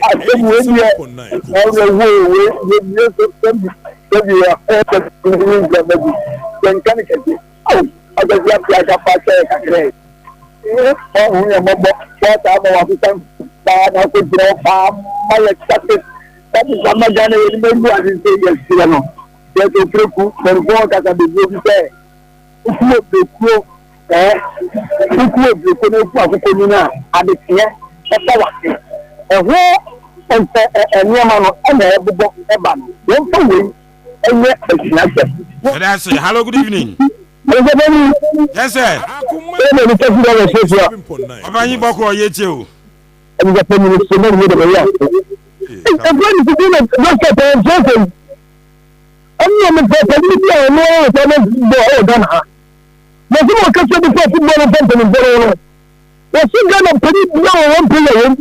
But what's up there? We don't care. We don't say no. I don't know what you're going to do. And the money you're going to do, I mean, the next one, but they're supposed to the whole Ghana. What's up? One summer, what's wrong there? And then you're going to go there. No one can play the never to know. No one will be hello, good evening. 87. What's your dinner, baby? Actually, I'm playing somewhere in the How are you? Pacha Bishop, any question? I'm passing with you. Yeah, Mama, swat, and I'm not too It's you. Pachopa and Ketoku, Ghana, you bet now your demonstration at Nana, so Kwangian. But I say, Pepe, you are no. Hello, good evening. Hello.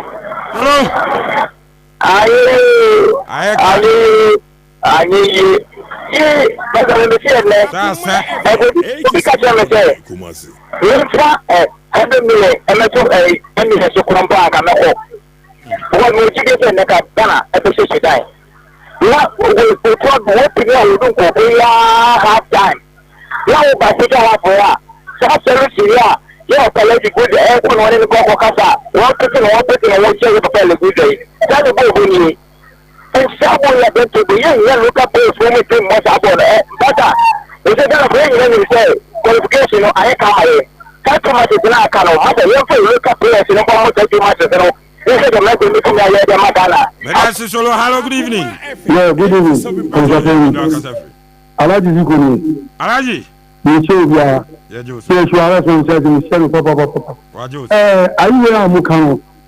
Coach Allen said, Team Beno, one coach, Biao, one coach, Team Biao. Second, assistants, so be anything. One coach, Beno, Team Beno, one coach here.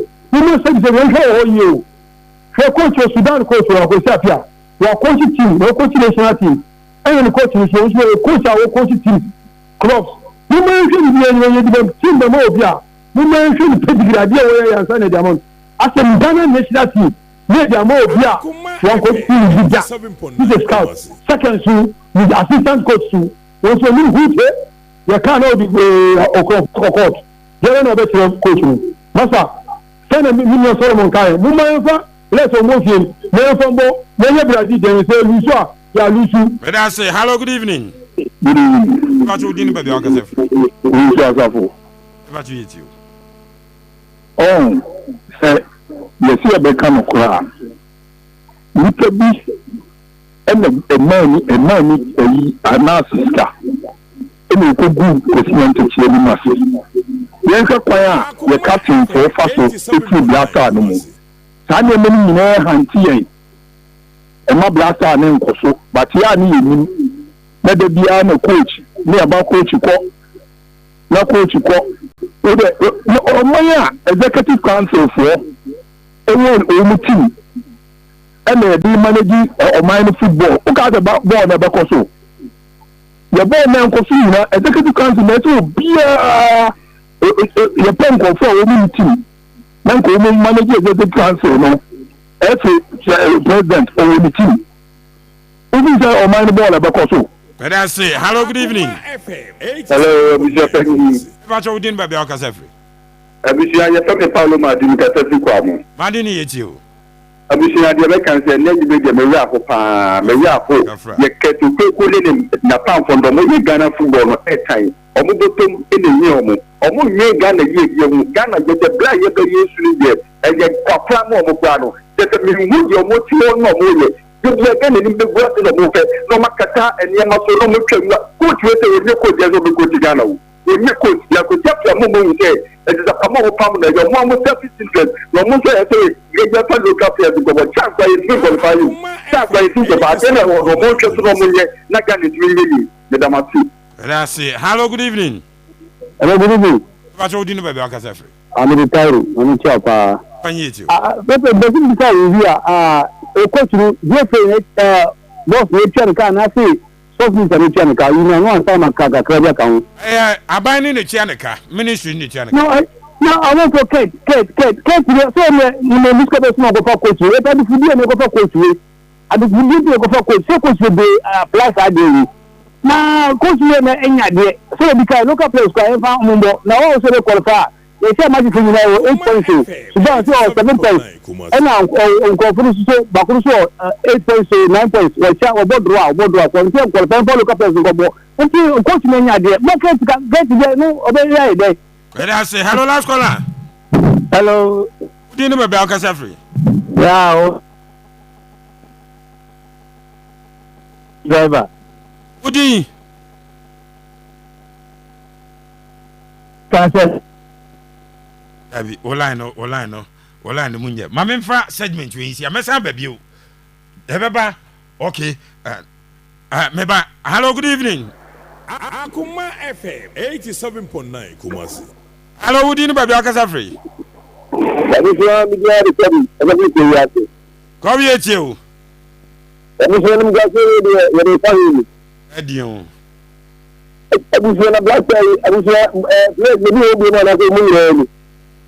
Maybe all. Maybe you'll be bad. Now, more than one is in the morning, you are fine no more. Bogana, Brana, to say.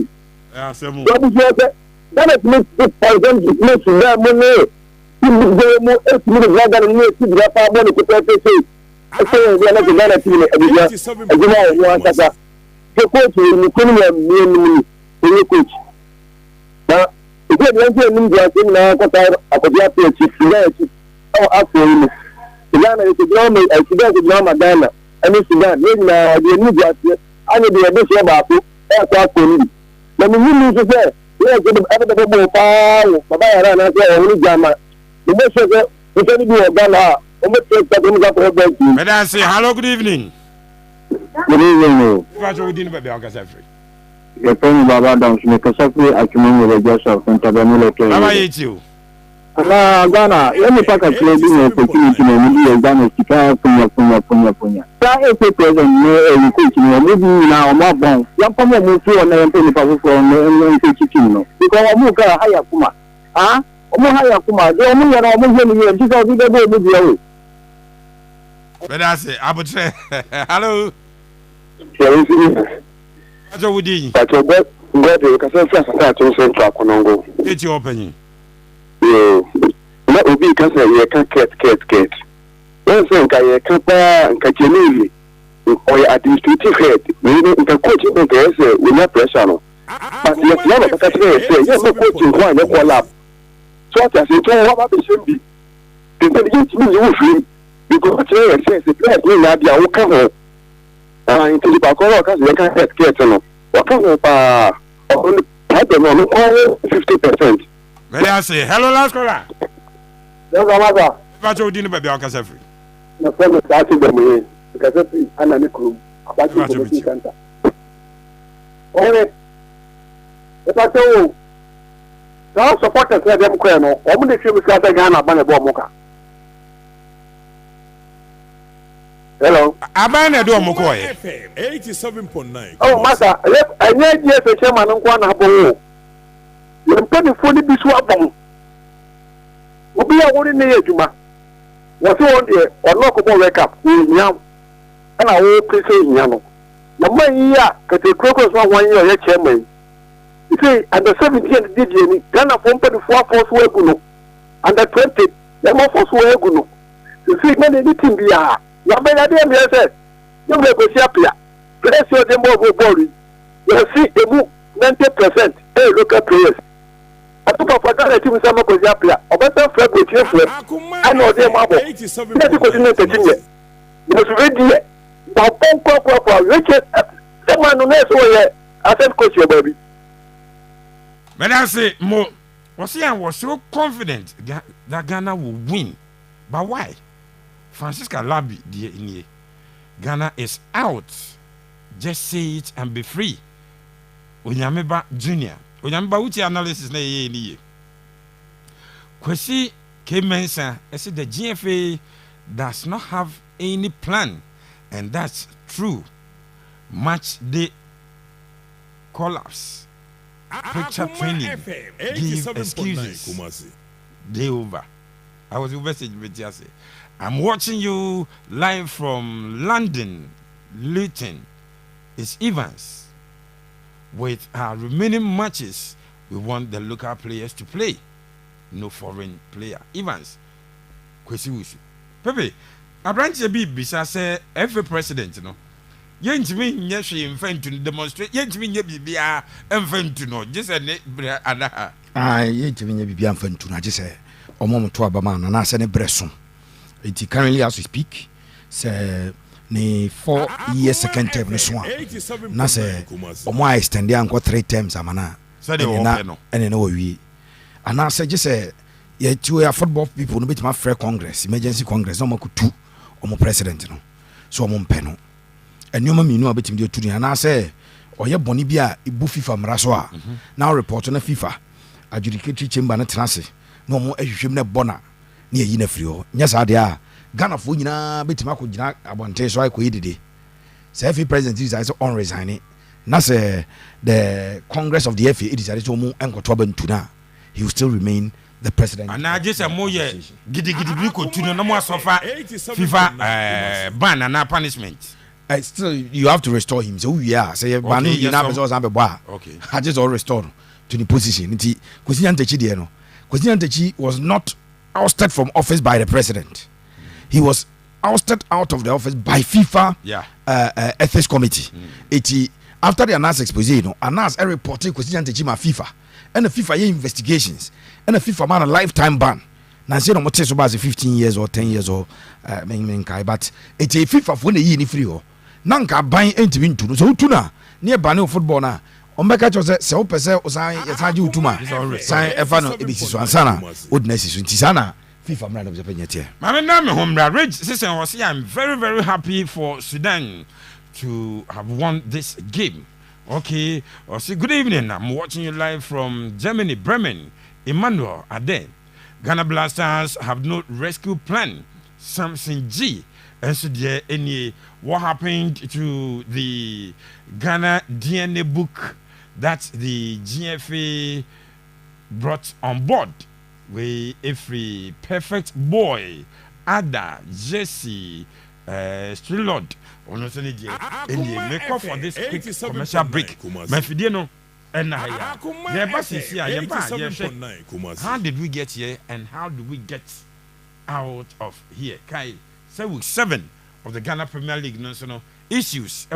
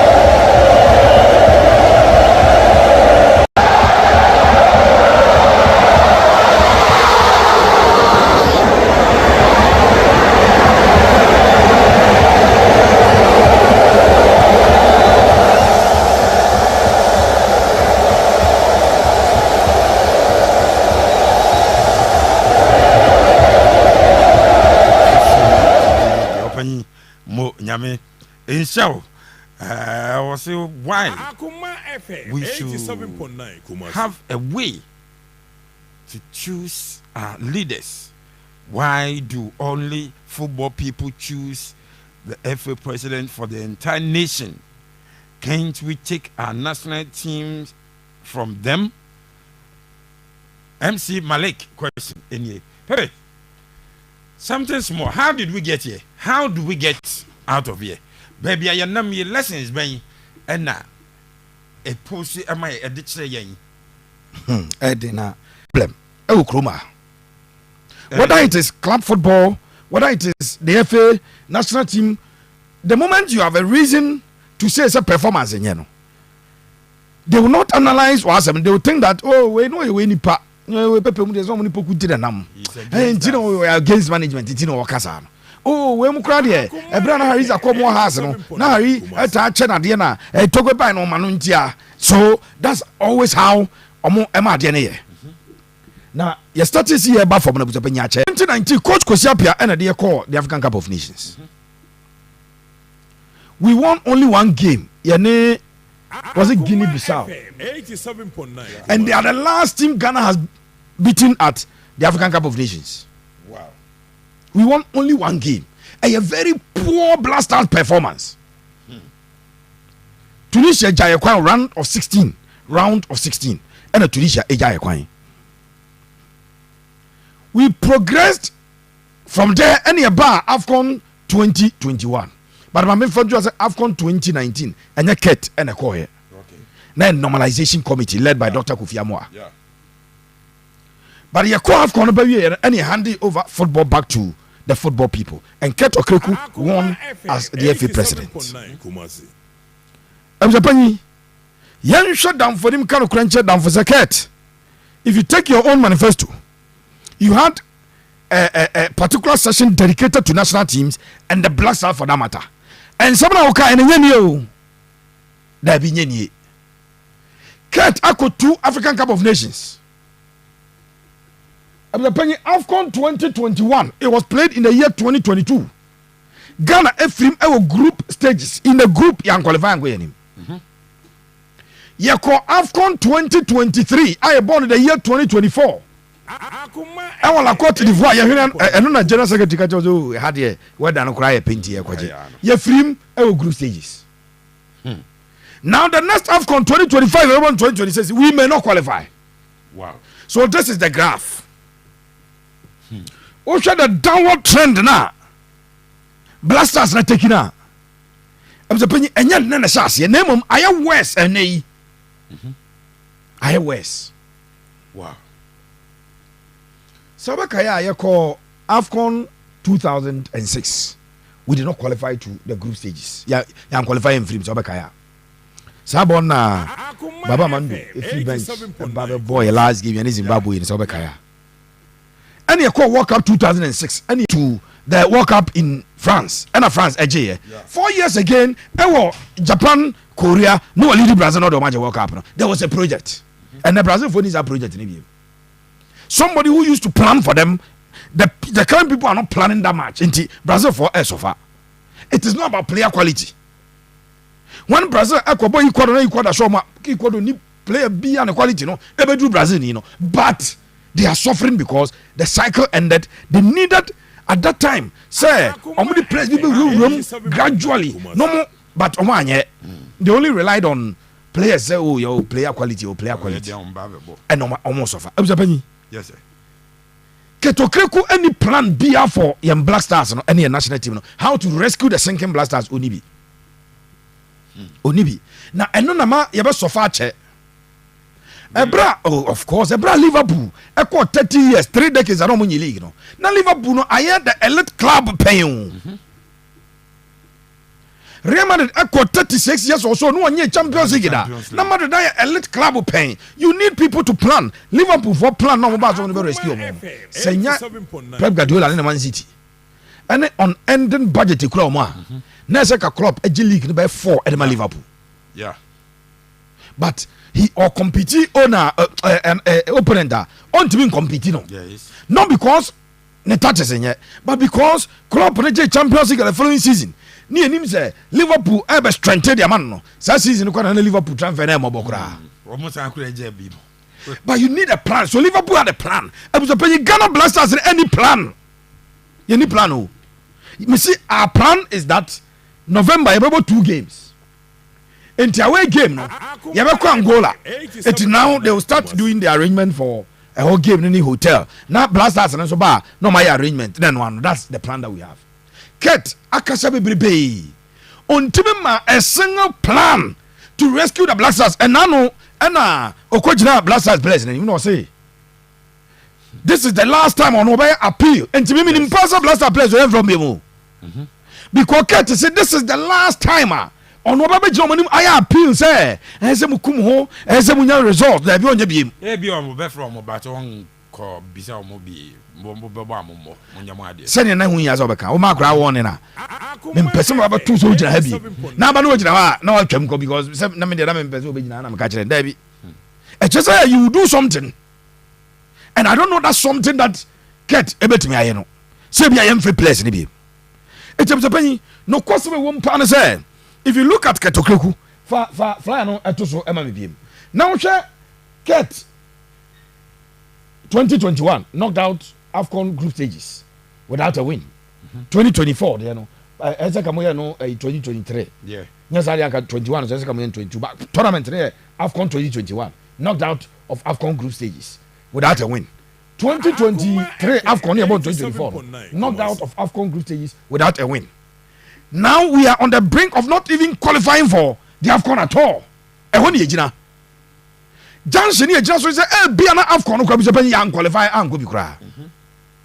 And so Kurt, what is your plan? Uni bi kasa na oba no abeke kabia gum na waye de ope oba no abeke kabia ena na nebufu de ko ja place na nim ena ototo bi ma mo ena wo kudus yang wo na blaster ho wo hwe wani ma Alexander Jiku yang wo na blasters ho na uni wa blasters be ko so ho ena okika sa abusapanyi obi frame sisi abusame from US ya nya sure secret nsam na okika no am I a negative effect na am say of course senkomu wini ya enka ne nkofo no be ka say president nsam na okika no ena but me hunu say blasters the problem is beyond curtains of no kind. The bigger picture, I say, any plan of Japan. We need a plan. Now, we don't need to go outside of Ghana to get a plan. And one person go outside of Ghana, among compare the report of the French government, not French Football Federation. When France echo failure 2010 World Cup. Now, players decided they won't train. Yeah. Emma senior players, Nicolas Anelka, Patrice Evra, Kofi. Omumusa say, how did the French government solve the problem? A leading Momukoji World Cup again in 2018. No, dear no more. You need plan, you need be. I no one see a kobo. Anya ye na we ba na okabi na we akabi na we akane here. We some near queening. That is the plan that we have. And some plan of the bany. Emfa enyishi. Etiquette a performance in here. Ewo ni reign as the FA president. Already FA president. No. The performance as far as Blackstars are concerned, our Afcon any of course we are qualified for World Cup.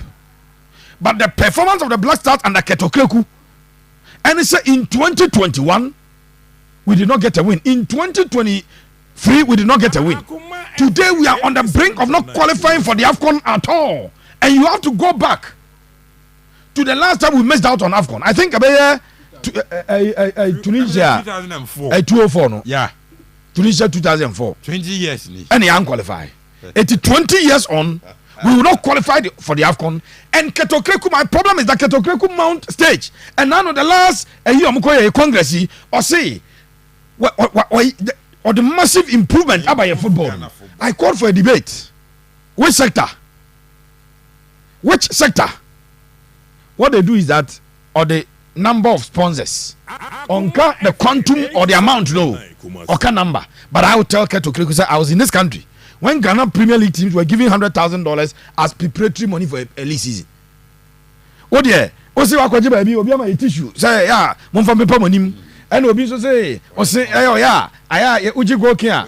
O head the body bia ba ko bo say so ti bile njuju se ma ho.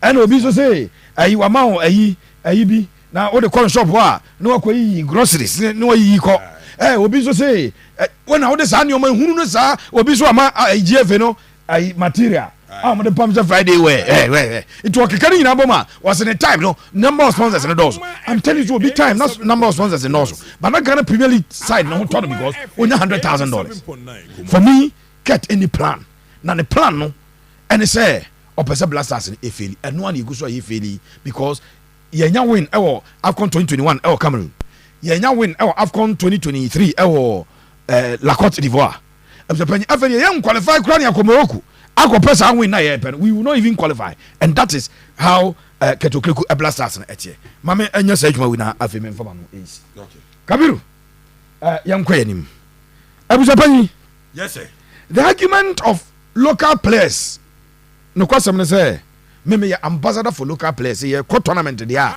ya mfa bi shim niam muska yes ambassador am the penny da me so se akase ye mfa local players more Blackstars no it to be dependent on one factor until am say I am for and against am am nchiro say see ya wa enim say the next 2 games you qualify no and when yes, you have a ticket, I'm only put 25. I saw one February, so Mumra, you have my Kakwa because I am qualified. And to say, see, and you bet me at the best of our local players, not just the best of our local players. Maybe you show money when you have 5 BCS from. Young Ghanaians, some African continent, how much so ya dear. Near for Ghanaians, some more leagues are any sort of Scandinavia.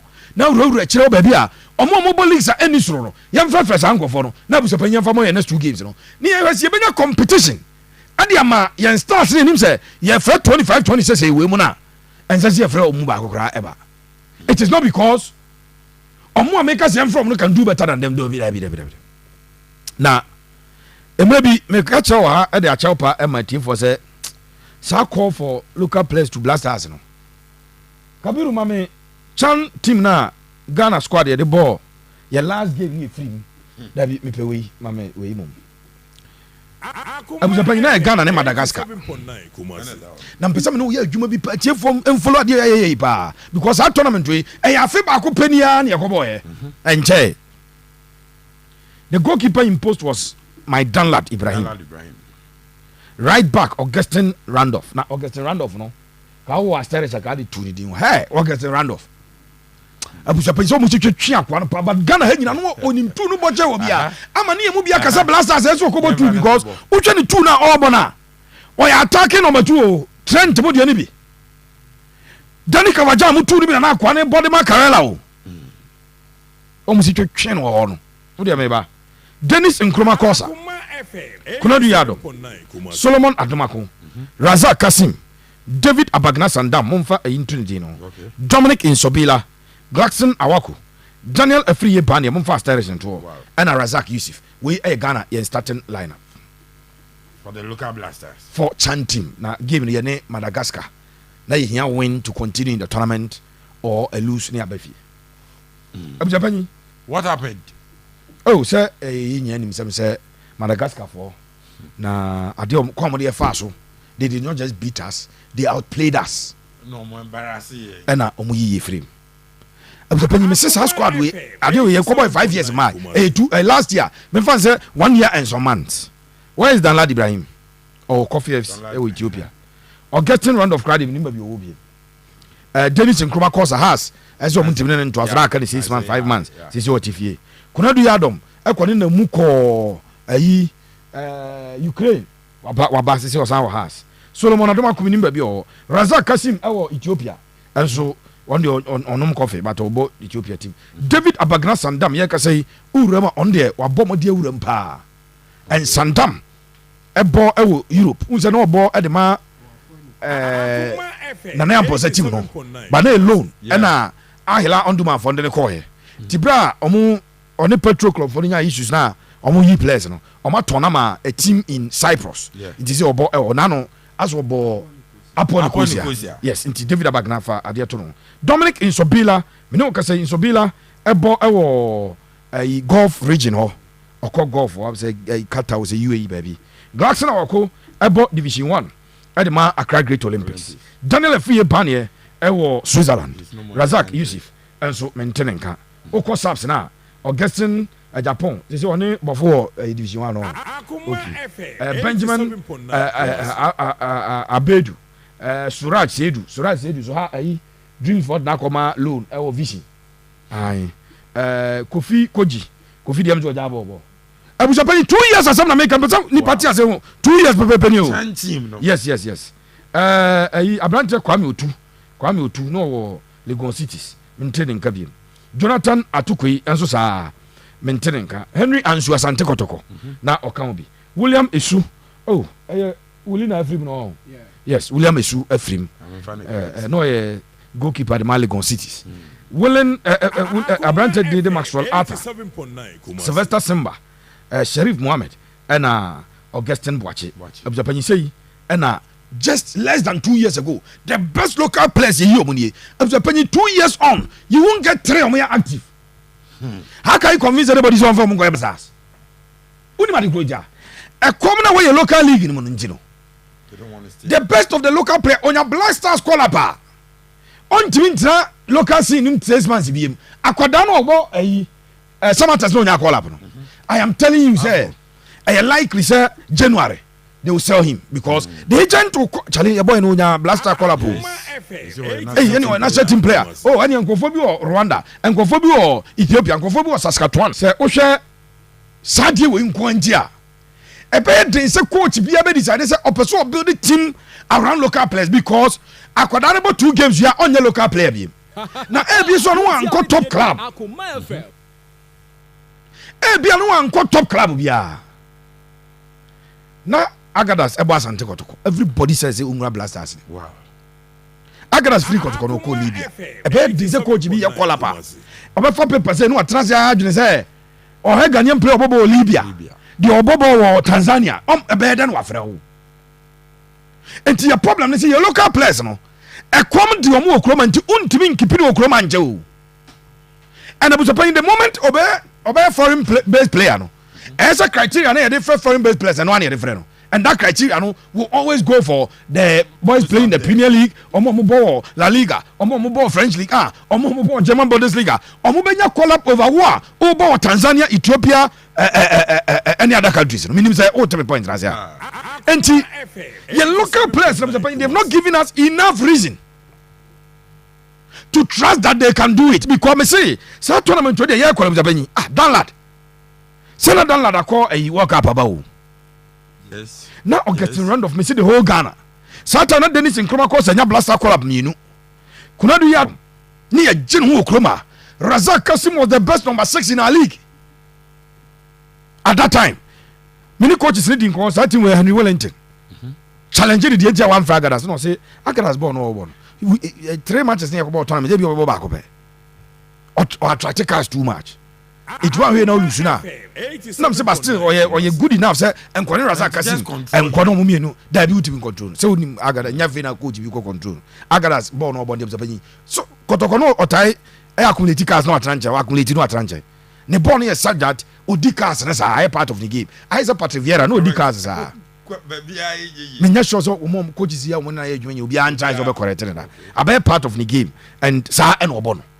And Tabuzapan is all team way part 2 years in here. Me Busa said Dominican Sobila way. Yes, you abobo UAE. Razakas, Glass now called the Olympics about Division 1. Dennis in Chroma Course at TV. Was it Danlad? Danlad Ethiopia Coffee Club. Couldn't you have Macquarie Ukraine aba? Razak Kasim Ethiopia.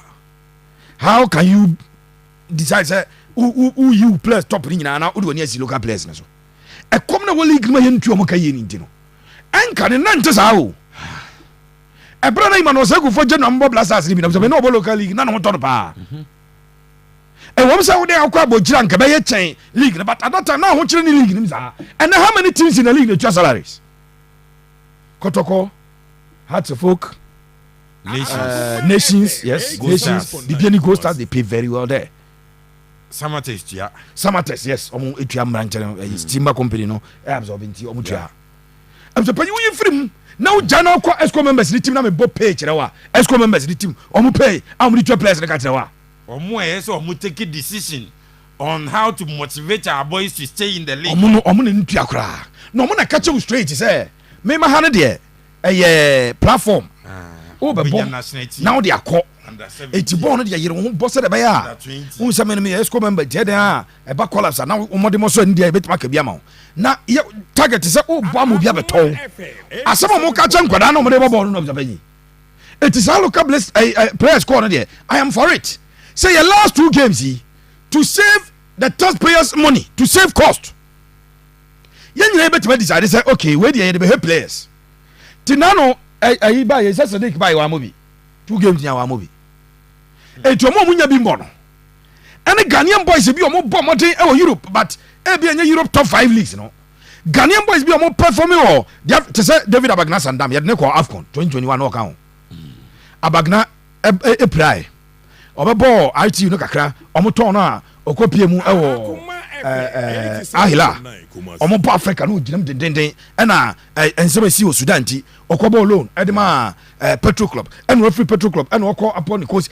at least David Abagna yaman opportunity yen hwe Ghanaian players boys na omo ya active na buso pan ya last under 20 players no e bi wa hefa yen frefre bi mo yen fe local players na omo ya de ne bi nhyem ni ani say da bi match enya kudus match because kudus bo wa mo bo ne fa go se ba bia ba chwenya antoanzama nyo match yenya omo kwaro mo concentrate omo clubs ne mo clubs no ni yen fa say bi sa de metiase but some opinion the local players no ebe form Blastars base because we mo bo mo ntimi mo de local players so akire so mo so asembo mo ko bobo a emfa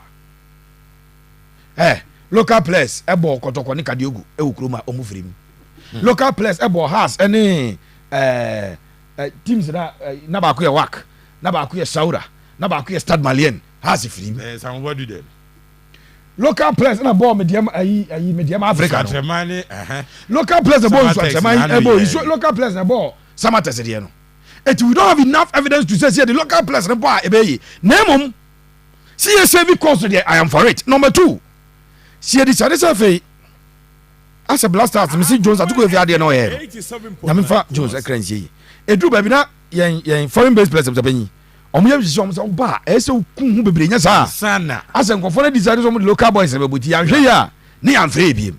If that is the plan say we are using it as a plan there, I am all for it and I'll call for say empanyi for ebe sa ade no. But other than that I will not sit anywhere and say yenko use local players based on local players now. You assemble at club side, you assemble at national team performance and results of the no one ready, but we can use it as a plan. That is if we have one na yede ebe plan there ebitima bo Pepe Sores Bafo Twafo Yaw the second abripo kuma hene otumfo apre de hene Bafo oso wura ho Bafo kafra wonana no me dase nyame enhia wonye okese o say Blackstars have no rescue plan. Samson G DNA what happened to okay I've taken this message already. I say congratulations Kosiapia, you have proven to be a good coach. Roland Osei Bonsu onosone dia ode aba any watching the show live from Safo Kwabre. This Ghana team, yep. Was it this Ghana team? Yipa dear is weaker than the economy. Okay, Georgino, dia bad no. I say good evening. I'm watching you live from Wa East Logu. Wow, Aziz, Aisha, Yachao. I suggest the local players should be given the opportunity to play the rest of the games because they are totally out now. Jaba Obremponso DNA. We need to contact Pep now. We need to contact Pep now because our Blackstars is dying. Don Carter. Nah, Blackstars. In fact, you guys are doing well. Keep it up. You are live at Asante Achim Kutuase Edusa Benjamin Ayasade. Okay, but that's it. Was it is the host related to Lutuado or what? Akuma FM 87.9 because my cousin support to the call for local Blasters explanation the pepe. These are not boys you can trust. You Blasters no kwa yentimi before mo so mo bo Blasters e be mo $10,000 nibi. But the club side yemfi no also want na kru ma want na hanye hwe. Sa player no. So fancy see am an opportunity na club be from outside friend na. Ube na free team num because he's no more a local player. And now on the ebe said though on your local player were committed. These boys were committed. Ain't as they keep moving. 87.9 Kumasi. Obe then what decided so the concentration in a local Blasters at the back of the boy and say Mama yam fa policy bia. Ebe ma club said your players ni KY local league no. E be a beka be 6 of our teams. E be a Ghana yam Premier League na ka be 8 teams enebo but ebeboa. Rather than nansen kwa no mpeso mutum e de 20 teams. How much do we pay the players?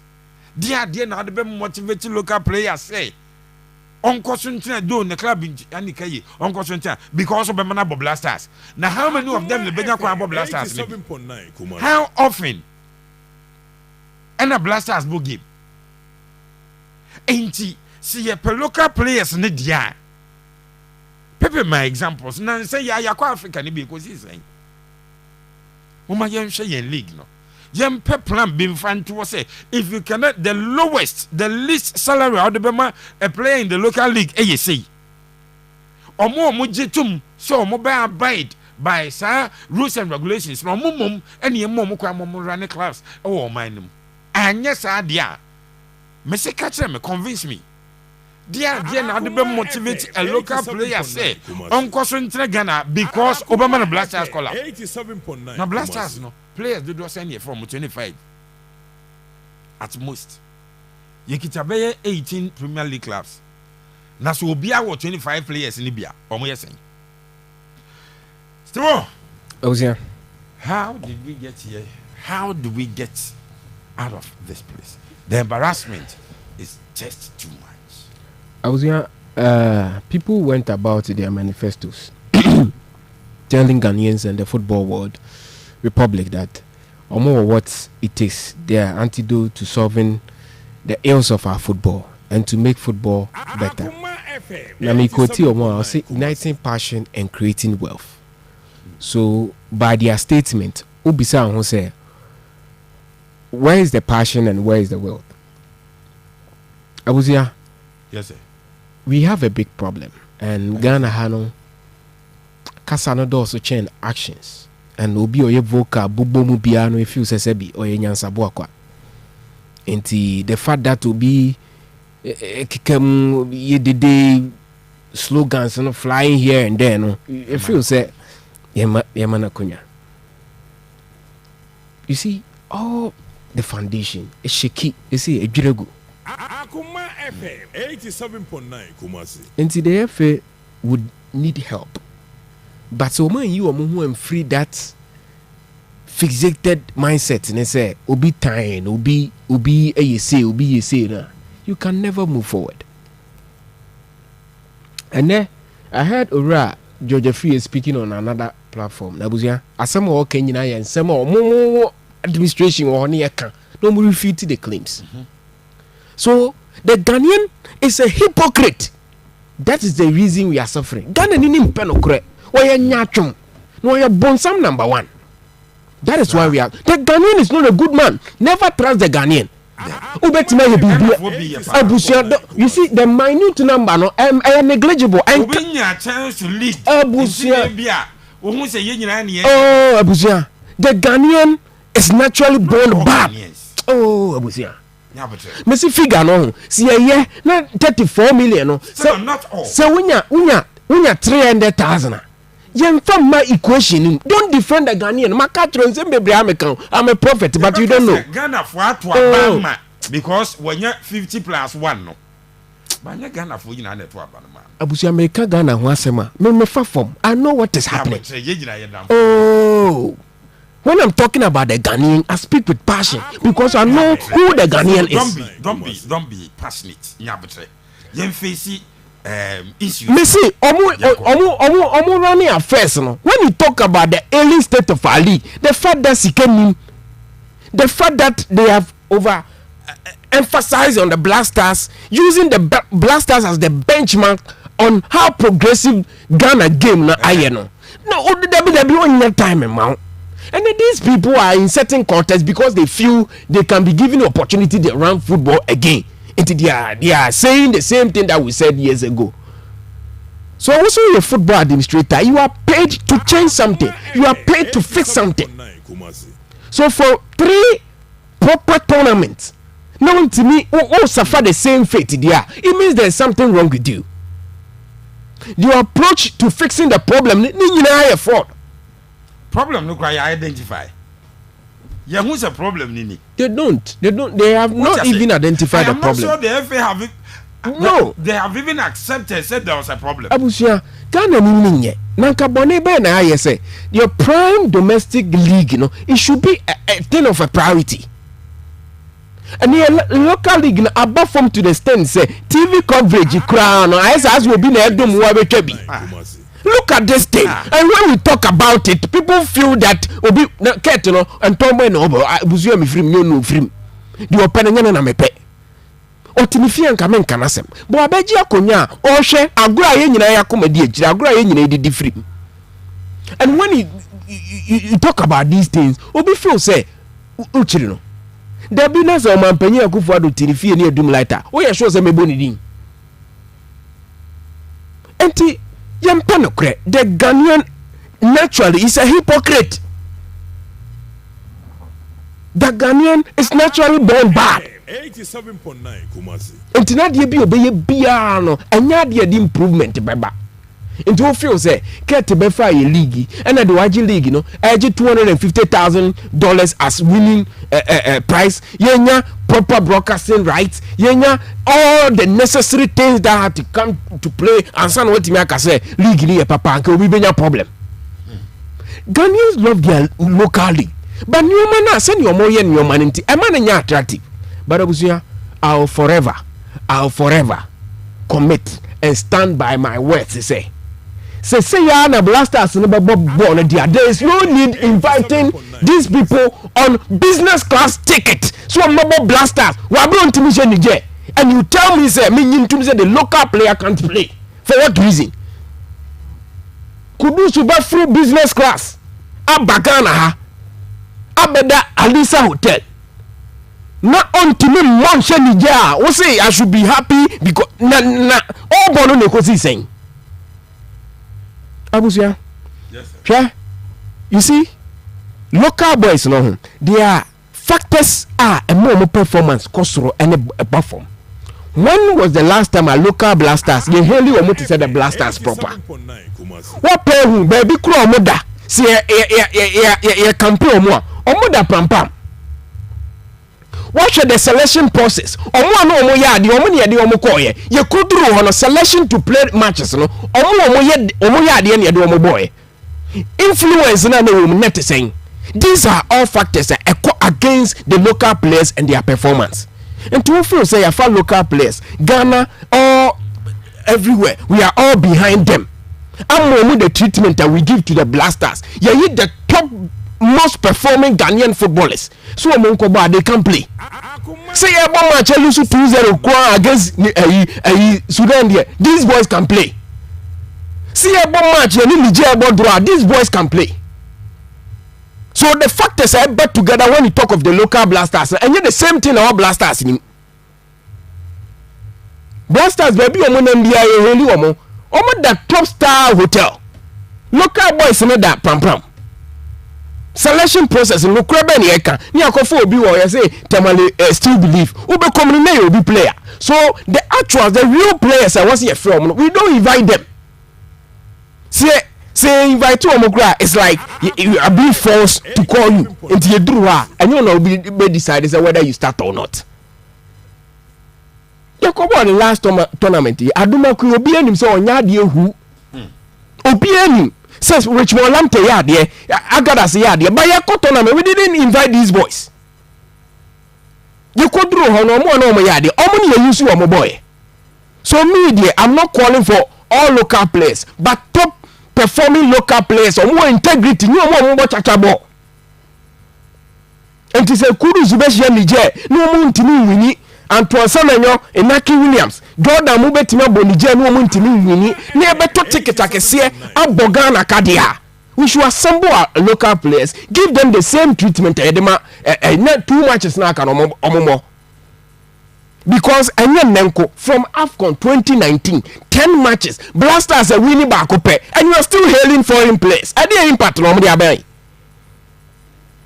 Can't we tweak? Can't we change something? You to me try be in fan hardy. Me and for 2 matches in try be near hardy.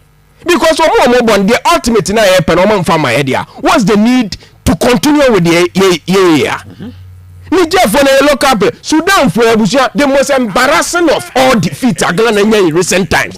Comoros. Coach, you know, I think referee on no problem because they were on the verge of scoring a 4th goal. And a referee. The second most embarrassing defeat. 2 years they've not stepped foot in their motherland. Sudan and Krom. League 2 years. O crème de la crème o mo la liga ni eyi na ya sambo mo etwa business class edema o mo na busi o ma show mo 2-0 and we are still hailing these people. For what reason? Are we celebrating mediocrity and answer the way forward of Ghana football? And if these boys are not able to even snatch a point, to even score a goal against Sudan, our Libya, and we are here, how can you convince me that local boys, you know, are eligible to play? They should be given the opportunity, given the same treatment as the Blackstars, and they can equally play. Say, you more losing 2-0 against Sudan, you more draw against Nigeria, they can equally play.